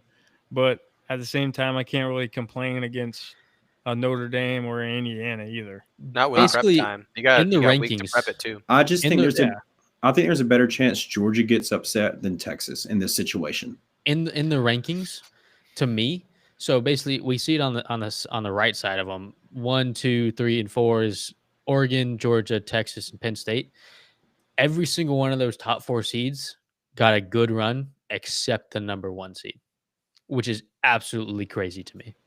Yeah, Georgia got a good run. Penn State got an easy ass run. Arizona State should got a good run seed, and literally flip flop those, and that's where that's who Arizona State should play. I wish this is where strength of schedule really came into play. It was supposed to. Georgia has the hardest route to get to where they're at right now. They deserve the easiest route to get to the championship. Whereas Texas has a super easy route to get where they're at right now. They have another easy route to get to the championship. I think Texas should be flipped with an Oregon, and Arizona State should have to play Clemson and see who plays Oregon. I think this format would be perfectly fine as if the second round was also home games for the higher seed. Oregon would be at home. Georgia would be at home. I think that would be much easier than playing on a neutral site. I do too. It should definitely be home field advantage until semifinal. Correct. But I know there's a ton of like money and sponsorships and all that that go into these games. But like Oregon at home, I'll take over both those teams. To me, I think Georgia got the second easiest road out of like the top 4 teams. But the one thing that is crazy to me is I think Georgia should get an easier road. Obviously, they had a tough road there. They got the number 2 seed. Whoever the 1 seed is should get the easiest road no matter what. They were the best team in college football. I'm saying, they beat Ohio State. They beat Penn State. It's not like they didn't have a resume. Like they beat 2 teams that are in the college football playoff. They're undefeated. They win the Big Ten championship, and that's your reward. Oh, we give you a bye, but then you literally have the hardest options of 2 teams to play. They're getting 2 teams. In my eyes, I would not be shocked if either of them won the national championship. Do I think Tennessee does? No, but I could see Ohio State being a challenge for Oregon. I don't see Tennessee being a challenge for Oregon. Actually. Tennessee will be the best defense Oregon's faced all year. That defense is something, and Dylan Sampson is a dog. Yeah, the one thing with Tennessee is that defense is probably top 3 in the playoff. Probably, it's up there. I'm just not sold on Tennessee, man. Like. I'm not sold on their offense, but they win games and their defense is elite, like very elite. Really big win was Alabama, right? Listen, and y'all can hate me for saying this, I would compare Tennessee to Georgia when it comes to just how they go throughout games. Offense is going to struggle a little bit, but their defense will keep them in it. And I mean, at the end, they get one turnover. That's all they need to win that game because they're not going to give up a lot of points. Like, if I had to take a pick right now, this moment, I'm taking Ohio State to cover easily against Tennessee. Ohio State's offensive line has struggled a little bit this year. So imagine what Tennessee's going to do. I mean, yeah, we just saw Ohio Tennessee State also lose has to a freshman quarterback that has shown. No, we're talking about their defense. I'm talking about, I think their defense will not give up much to Ohio State. I think if Tennessee scores 27, they win this game. Yeah, we just saw Ohio State lose to a Michigan team whose defense is probably comparable to Tennessee's, and it's not because Michigan's offense ran away with it. I think that game has more weight on it than any other game that Ohio State's played, because we've also seen an Ohio State team that really should have beat Oregon this year. Yeah. So, and we've been on this podcast high as we could be on a team as we've been all year on Oregon. We think they are the almighty football team, and Ohio State should have beat Oregon. Yeah. If their quarterback slides with one more second on the clock, they win the football game probably. Yeah. I will say this too. There's a lot at stake on this game too, because I think if they lose, Ryan Day might be done. I've been seeing people say that it'd be better if Ohio State played on the road. Literally, so if they go into halftime losing, their fans aren't booing the entire team. The entire the rest of the game. I'm kind of irritated that Ohio State did get the home game in this situation. They're better than Tennessee, dude. Team for money purposes, if that's what they're focused on, dude. There's nothing like a home playoff game at Neyland Stadium, dude. But we're also talking about if Alabama didn't lose to Oklahoma, Tennessee's not even in here. You know what I mean? Tennessee snuck into this. Oh, they might still be in. SMU would be out. SMU wouldn't be in. Still, I mean, Tennessee did beat Bama is wild to me. I think it's just how everything shaped up with the other conferences, but I know Tennessee won the head-to-head, but if Alabama doesn't lose and Ole Miss doesn't lose, Tennessee's probably still ranked 18th in the country. In our personal. With how they're ranked, I think Tennessee does get in because they were even going into before the ACC championship loss and before this, I think Tennessee would get in over Indiana because they were ranked higher. Tennessee would get in over SMU because even before they lost, Tennessee was ahead of SMU. So they still would have been in. Yeah, I mean, in our personal rankings, I think we all had Tennessee at 9 or 10. Even though they had the head-to-head over Alabama, if Alabama plays Alabama ball, they're one of the top 3 teams in the country. But that's where I had them. I still had Tennessee, I think, right after Texas at 9. But that's considering that I don't have Boise State in at all. I think I had Arizona State at 15. Yeah, we can go if we want to. I'll go through those. I can. Basically, so I'd send everyone, send me your top 15 teams, and then I put it on Twitter of what our final rankings would be compared to this playoff. So basically, everyone had Oregon, Georgia, 1-2. Simple as that. Most people had the Ohio State, Texas, Penn State in the 3 to 5 range. I think Brandon might have had Penn State a little bit lower. And then just about everyone had Alabama and Ole Miss in the top 7. And they're not even in the playoff. And the 2 teams that have a bye at the 3 and 4 seed were sitting at 14 and 15, and that might be generous because I only gave them top 15 teams. I think they could have put them lower. They could have put them lower. I think I would say personally, I didn't even think about this. I would have Colorado probably better than Boise State, potentially SMU.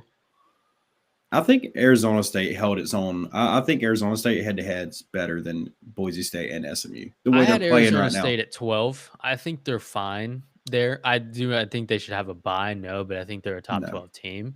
But let's just be honest, the Big 12 is weak, man. No, another thing is Dabo getting into the playoff, backdooring it the way he did, made me so mad. So mad. This team does not. I don't care if they won the ACC. They do not deserve to be there.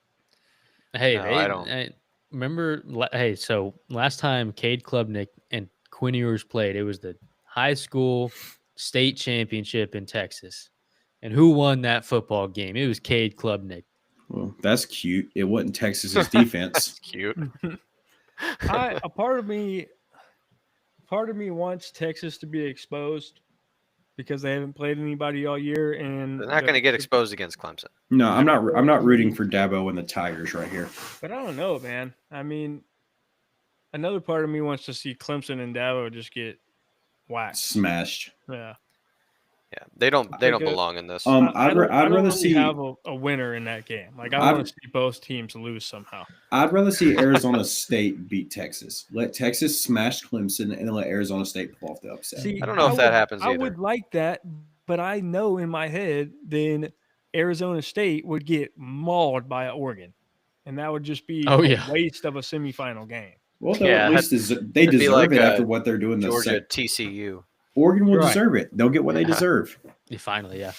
Going into what we were just talking about. First, I'll say this. I heard some rumors as well that many teams were excited when Ole Miss did not get in because they think that Ole Miss at their peak might have been the best team in college football.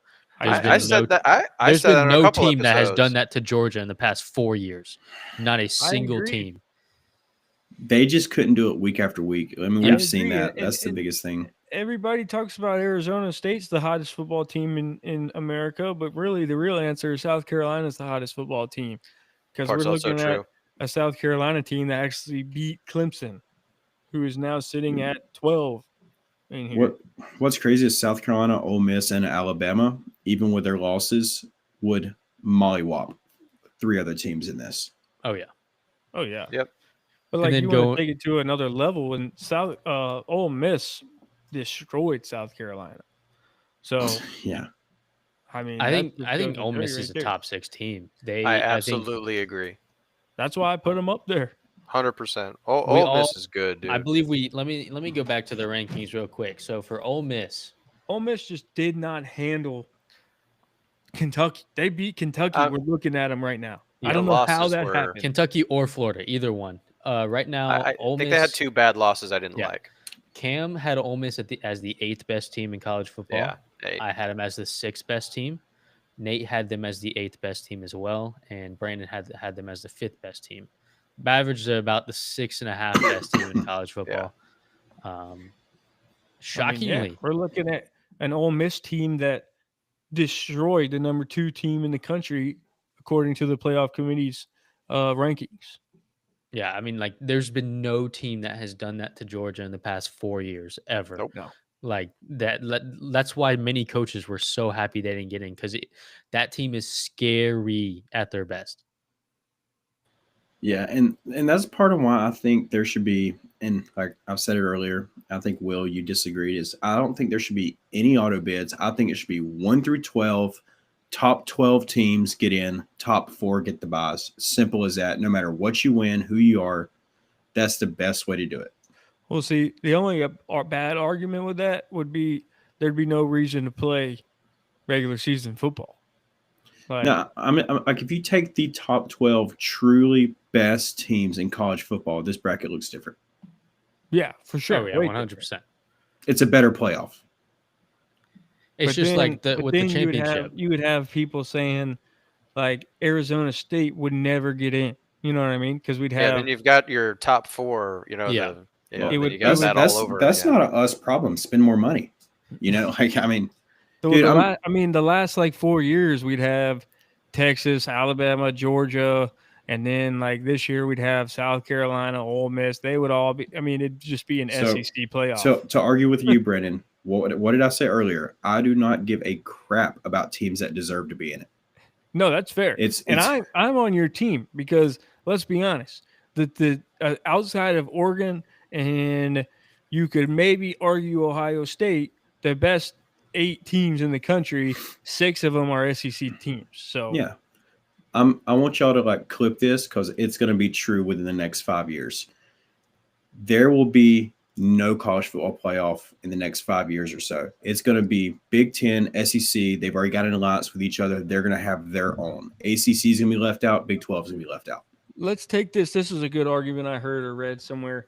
Let's take this in this whole playoff junk we got right now, if we go all the way back to BCS and we just took 1 and 2, I would be more happy that this year because we actually got the 2 best teams in the championship based on these rankings in the championship game, Oregon against Georgia.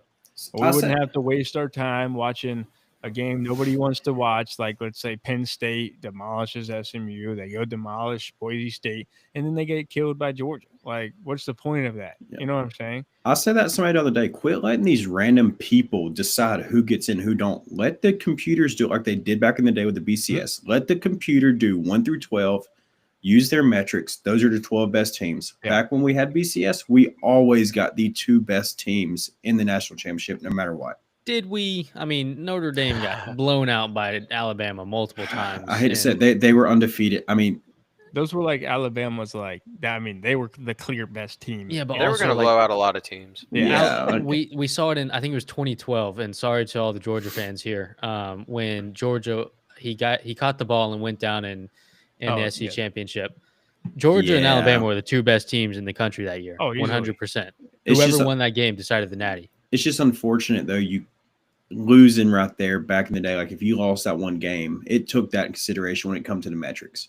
Yep. I mean, like I just think that's the best way to do it. Don't leave it in the hands of these whoever they are. I think to play a little devil's advocate here, for the championship auto bid, we've all wanted to say, hey, it needs to be settled on the field, not by a committee. That kind of makes it settled on the field for having an auto bid for the conference championships, because legitimately you won your conference, so you're in. It's kind of like a division in football. You won your division in the NFL, so you're in the playoffs automatically. So it's kind of settled on the field compared to being settled by a committee. So like I said earlier, let's do 11 through 14. Those are all play-in games. I mean, I don't mind that. I'm 100%. Like, I want it to be settled on the field.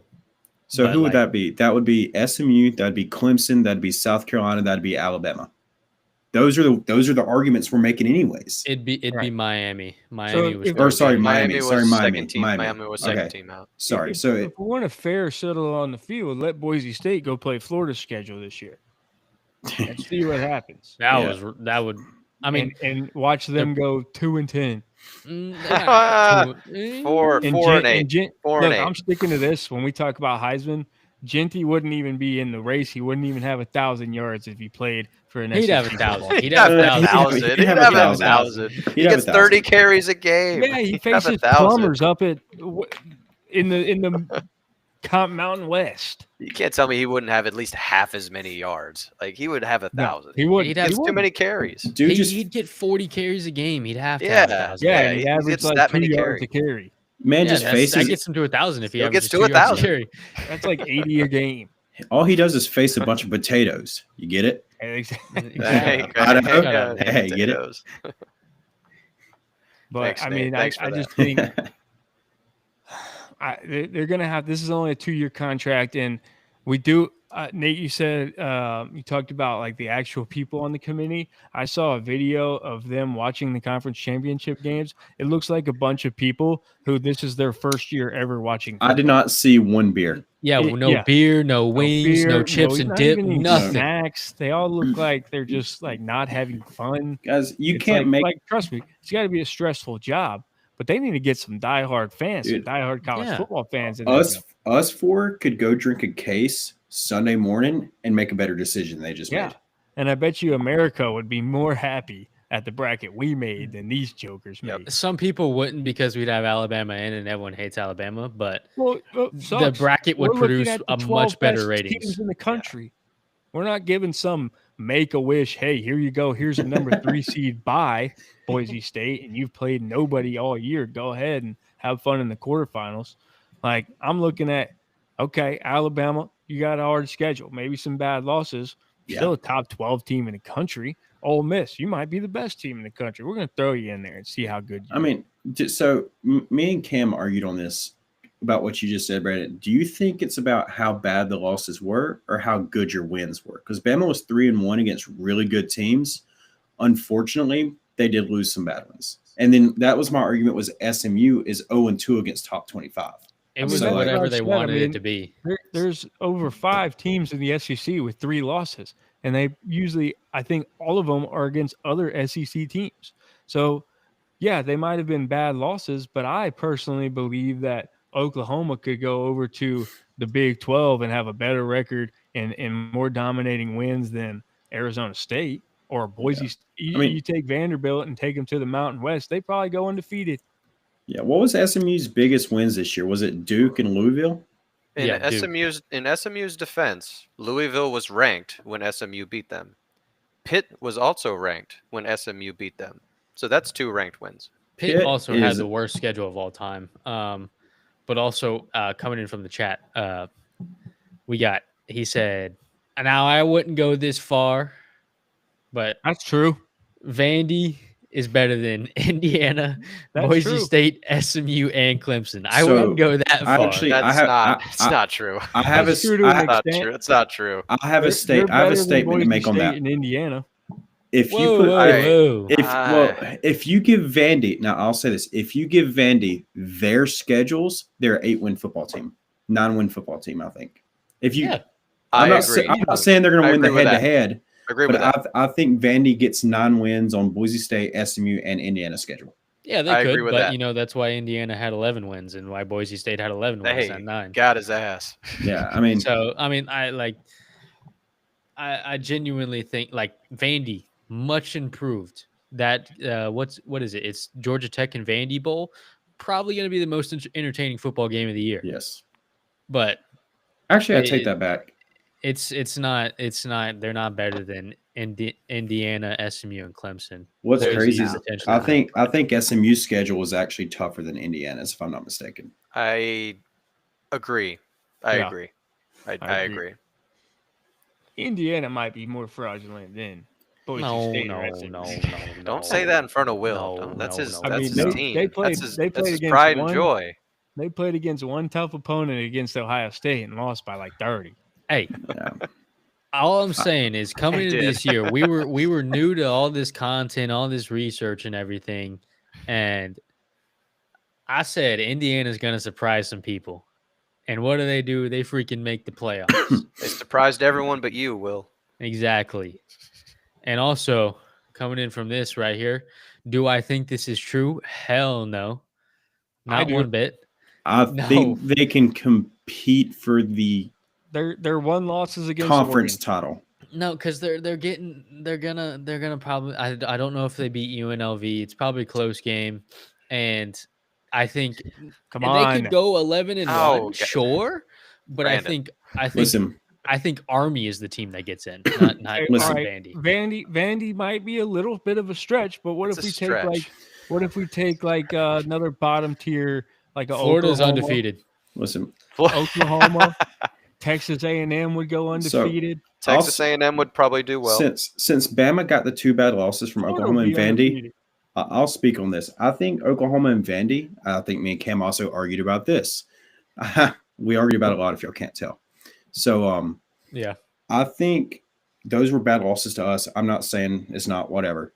I think them 2 teams go to any other conference except the Big Ten, and they're competing for a conference title. Even Oklahoma, as bad as they are, you put them in the ACC, you put them in the Mountain West, you put them even in the Big 12. They are competing a lot more in those games. I've got 6 ACC teams that beat Oklahoma.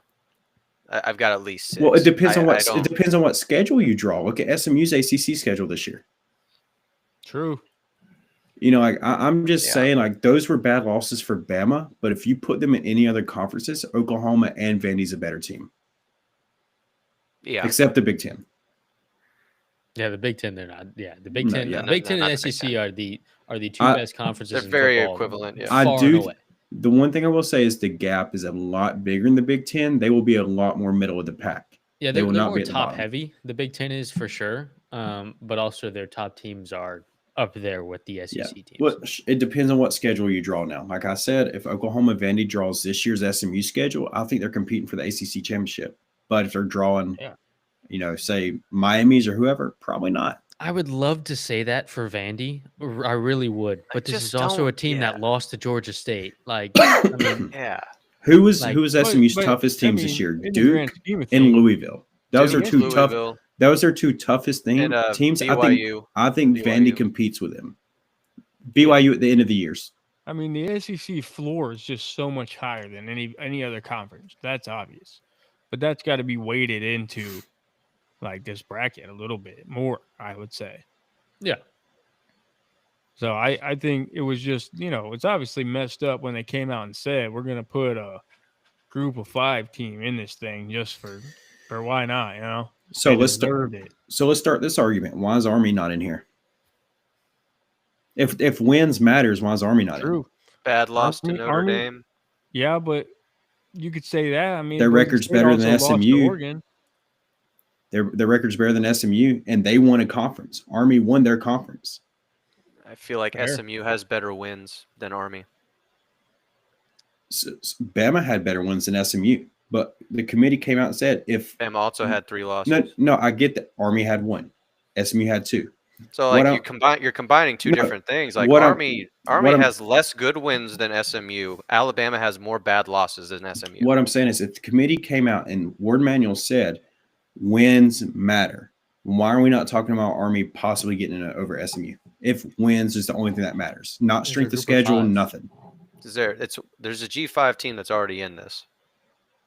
One Boise. one group of 5 team will only get in for the say this it's only a 2-year contract. There But would say be this a was 10 years, riot there would there be was multiple there's only G5s in be here. one No, I group get of that. 5 team every year. Do you think Army can compete with SMU though? Compete? Yes. They wouldn't win. They wouldn't win. No, I'm But just they wouldn't be saying. embarrassed. They wouldn't be I'm, embarrassed. Within I'm just 14. saying if wins is what matters, not strength of schedule, because they obviously didn't care about strength of schedule. If wins is the only thing that matters, why is the Army ranked number 25? Why are they not, even up there close to the playoff? I mean, they're yeah, Army 22. 25 is crazy. Or 22, sorry. Or 22. 22 is crazy. I agree. I agree with is- that. They should be is higher. to- Does the Yeah. committee hate America? Probably. Communist committee. Going into the last question on this one. So I'm gonna take out Tennessee for this one because I think every one of you guys would choose them. So out of Indiana, SMU, Clemson, first question is: do either of them make it out of round 1? And if you had to choose one to cover, so basically like your super dog, who would or not to cover to win, who would it be? I think we're all going to say the same thing. Indiana. Ooh, no. Not Depends on what the line is. Depends on what the lines are. No cover, not cover. Just who Just wins to the win? game? Who To can win? win? Who can win? SMU, I think. Ooh. Out of those 3 teams, SMU is the most talented team. They have the hardest matchup. Yeah. So it's hard for me to say SMU. Actually, We all know where mean, I'm going. Indiana's not even going on the road, really. I think Clemson can beat Texas. That would be my Ugh. pick. Mine is Clemson. I don't trust Dabo. Mine is 100% Indiana. Indiana. Um, It's not even a road game for them. I mean, it is. That's but road fair. game. No, I mean they're going to travel. But Notre Dame's really going to It'll be a travel. road game. Notre Yeah. Dame shows up. Notre Dame's really going to travel.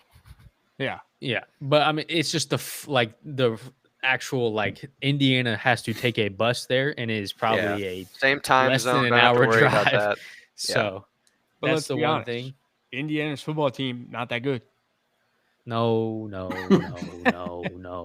Brandon, Nate, come on. Nate, Brandon, come on. listen, I Have my don't. back here. I do not think Indiana personally.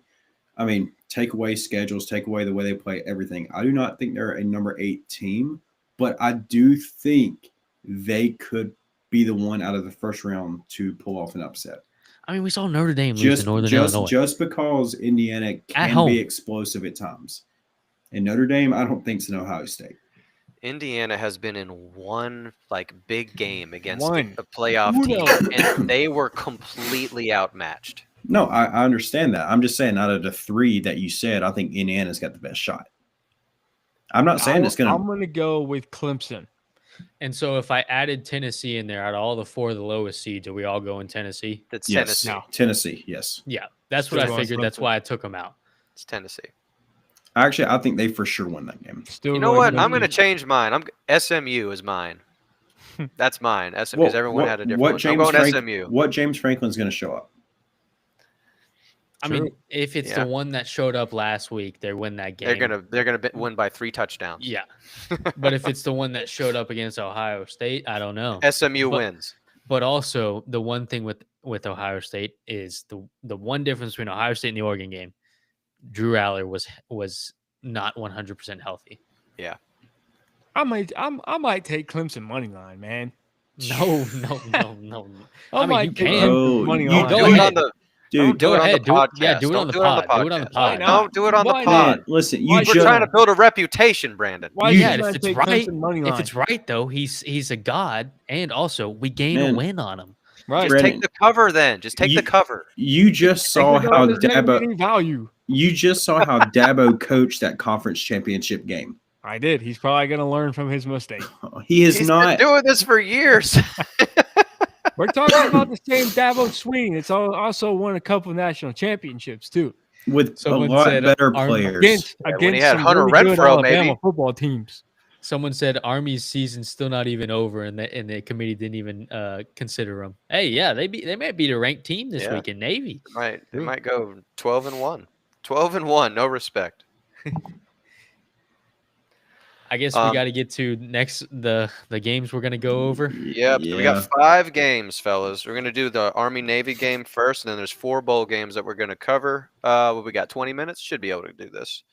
Let's start with Army Navy. Army, I have written down, could have changed, 6.5-point favorites. Over under is at 38.5. It's okay. They're expecting some fireworks here. What do you guys got?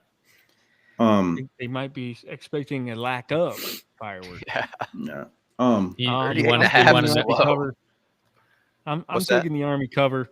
They're just a better football team, more athletic, better coached, and I know they got blown out by Notre Dame, but they've seen what that's like to play a really, really good team, and they just shown to be better executed football team all year. So Yeah. Outside of the Notre Dame game, they've absolutely ran through everybody at their skill level, and the games have not even been close. I think Bryson Daly is the biggest difference in this game. He's the best player on the field in this game. I'm actually going to make this a plus money play, and I'm buying Army up to -8.5, plus 120. Oh my God. I think this game is going to get out of hand for Navy. I don't think it's been proven. I don't think they can stop this kind of offense. that's risky, seeing that you're in last place right now, Nate. Well, it's not just me What if going they- on. what if I think this is truly what's going to happen. I think Army's What if that they much win by better. a touchdown and then you still don't hit? Who Yeah.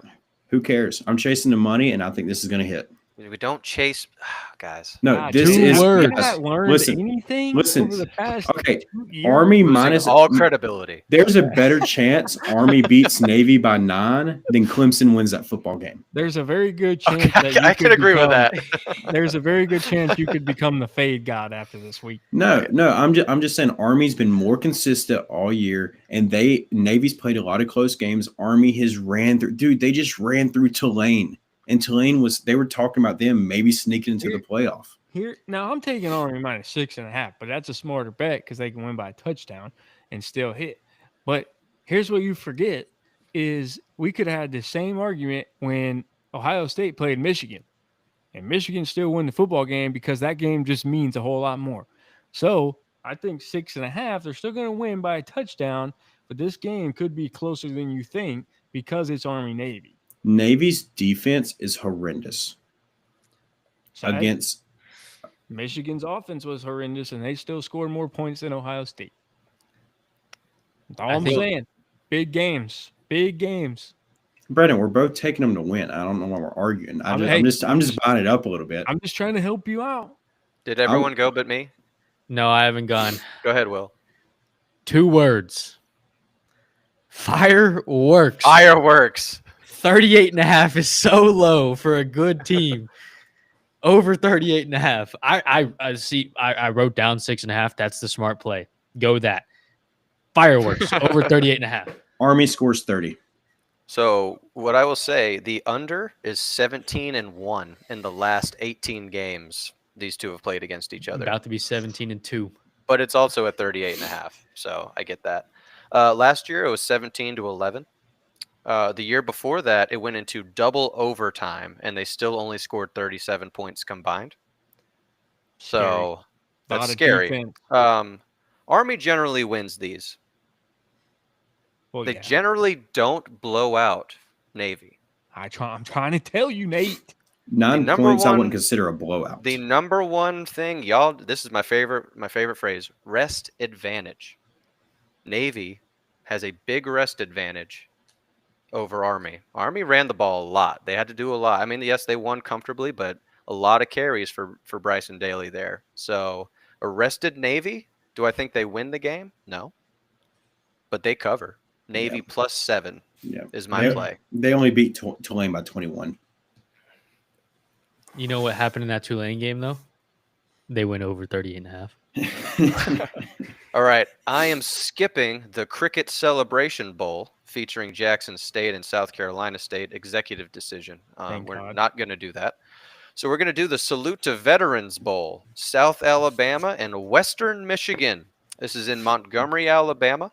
Ooh, the South Gump. Alabama favored by the Gump. South Alabama favored by 7. Over under is at 57.5. Go ahead, gentlemen. I wrote the spread at 8, but you said 7, so I'm going South Alabama -7. I've got a 7. Yeah, I got a 7. Okay. South Alabama -7. I have it at -8, but if it's -7, I'll obviously take that. I had 7 and hold on. It might be 7.5. I mean, Nate, buy it up like you normally do with all your No. spreads now. Make it a plus money, Nate. No, listen, man. I wanted 1+ money, 7.5, and I think Army's the way to 7.5. go. I'll take 7.5. 7.5. I'll take it. I'll take it at that. South Alabama's got the best player on the field in this game. It's Gio Lopez. He's an absolute dog of a quarterback. Western Michigan has the 101st ranked passing defense in the country. So I think they're about to throw all over these guys. I am also taking the South Alabama cover at -7. Then that makes 4 of us because I know nothing about either one of these teams. So Nate gave me some good info on the teams there, so I'm going to go with the cover.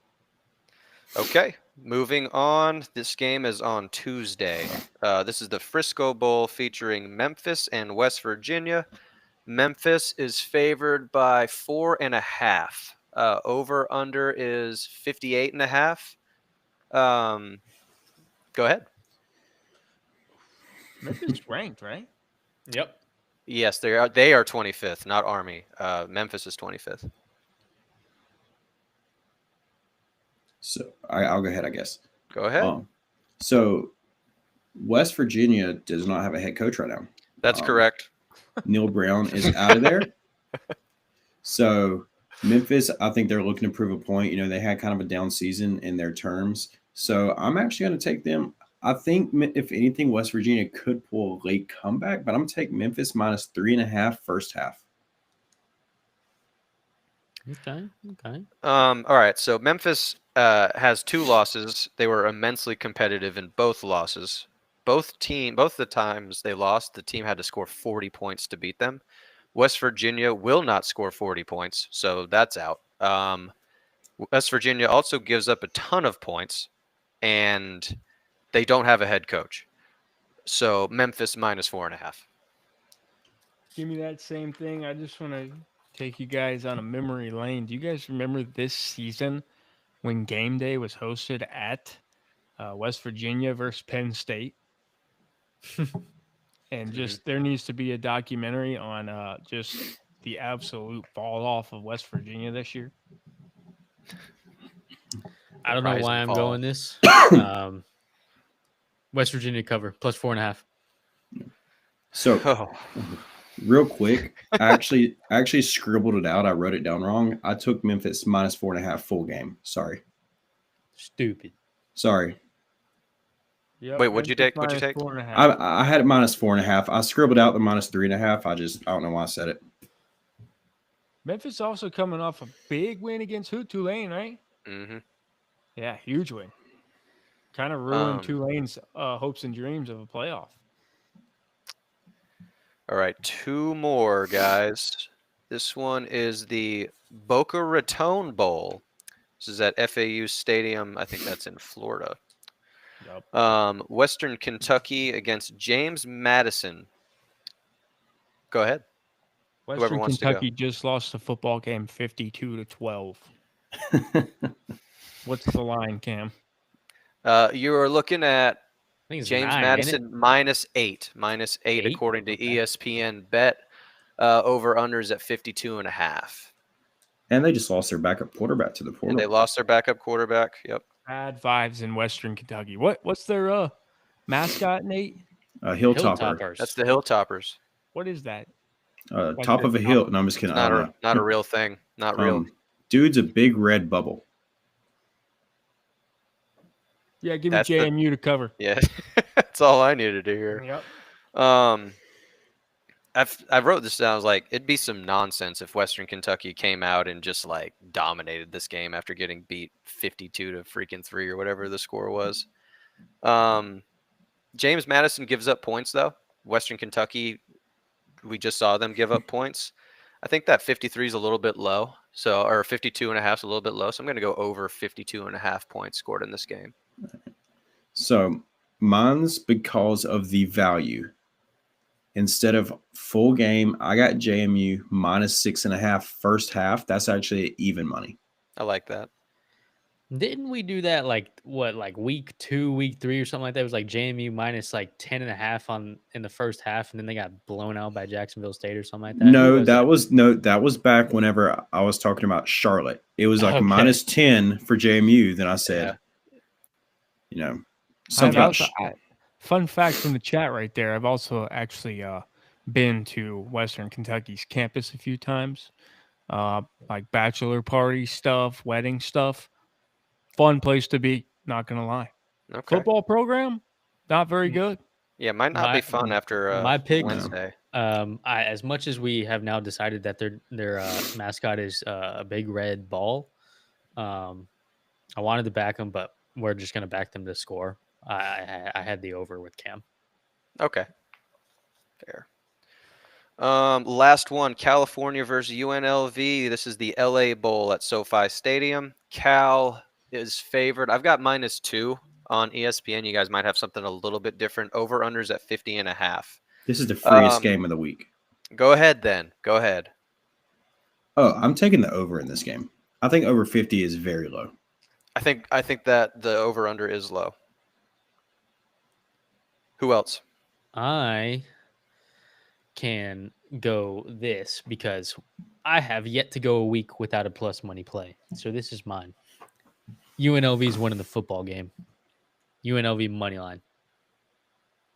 I think the popular pick is going to be like UNLV to cover. I think that's going to be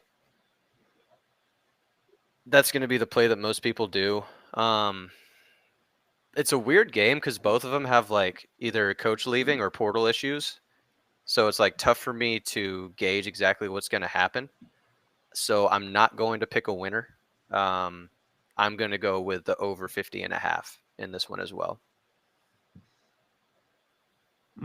Which coach is leaving? UNLV. But didn't Cal head coach quarterback get the transfer portal? Yeah. Mendoza's in the portal. So did they say whether he was going to play? I don't think he will. Doubt it. Most of the time, if you like, there's like Arizona State, they've got a thing where it's like they still like. Well, I mean, they're in the playoffs, so it's a little bit different. But there's a chance that he still plays. But yes, historically, it generally means he's not. I think I'm gonna go with Cal to cover this. It's -2. It's not a lot. Yeah. Probably take the money. Money line's probably safe, right? What's that like -125? Probably. Sure. Aaron Rodgers alum. All right, so that is everyone went right. Yep. Okay, Brandon, we're almost done here. So go ahead and tell the people what they need to do. All right. So big news coming from Hold the Line podcast. Thanks to you gentlemen that are with us in the chat every Wednesday. We have now hit the goals, I know, on Twitch. We're still looking into more YouTube stuff and how to hit more goals on that. But as far as Twitch, we've hit the goals enough to where we are now affiliated by Twitch, which just means we can actually gain subscribers. You guys can have donations. There's things that you can do in the chat to support us. And we're still looking to kind of make those things ours. So like, if you go to any other big streamer, they have like emojis that you can use in the chat that are kind of built for that stream and kind of go along with what they have going. So stuff like that. But we are now Twitch affiliates. So round of applause for Hold the Line podcast and the fans that tune in every Wednesday. Good job, good work. So if you guys keep doing your thing, keep tuning in with us every Wednesday, and we'll just keep checking the boxes as we go. We want to get this thing up as high as it'll go. So the sky's the limit. If you guys will hit the follow button. If you're not, hit the bell so you know when we go live, because I know we're still working on how to get like a more professional looking stream. We have some ideas for that. But right now we don't have any way of like doing a countdown or anything. So make sure you hit the bell. So that way, when we do go live, it sends a notification to your phone. You hit that, you're right here on the stream with us. You can follow along. But yeah, subscribe, follow, make sure you guys on the audio only are doing what you need to do on Spotify, hitting the bell, following the podcast as we go. And like we say every week, thank you guys for being on this journey with us as we continue to grow. So we're happy to have everybody here, and we're very thankful for all you guys that comment in the chat, because that adds a lot of life to this podcast and some things that we can talk about that maybe you guys want to hear. So as you guys have seen, we typically read a lot of the chat anyway. So feel free to comment. Feel free to do what you want to do so you can get our perspective on how we see things and maybe get some answers and obviously some help on betting. So thank you guys. Awesome. All right, that is going to do it, folks. Me and Will be back on Friday for week 15 of the NFL season. I will have a post tomorrow on Instagram for a Thursday night football play. I will also have a post on Saturday and Sunday for a play of my choosing. I don't know what sport I'm going to dabble in. I might do some Call of Duty if I'm feeling it. Oh yeah, So, it's back, baby. It Call is of back, Duty. baby. It is back. So I'll have something Thursday, Saturday, and Sunday. So definitely stay tuned for that. The rest of us will be back next Wednesday, regular scheduled time. We're going to preview the some bowl games probably, but also the playoff games that are coming up. So it's going to be a pretty big episode.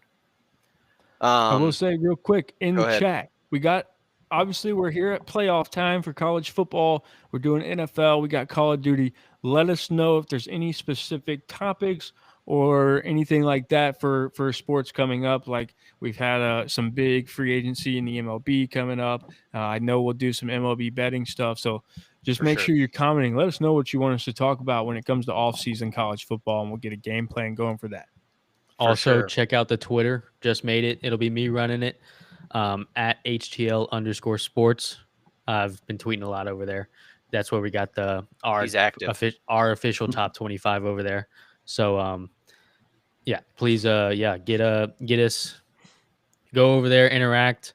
Also, coming from the chat, Mets got fleeced. Juan Soto, that's a lot of freaking money. Yeah, but it's also Juan Soto. So, we'll see it. We'll see with that one. I think the one people that got fleeced is, as much as I love him, Max Fried got a lot of money from the Yankees. I don't know if he's worth $218. That's a fact. Definitely talk about. I think we want to do some free agency stuff, and especially as the NCAA season winds down. For I sure, think that'll be big. But yeah, for now, we will see you guys live next Wednesday. Check out the drop on NFL on Friday. Thanks for listening. We will see you guys next time. Peace. See you.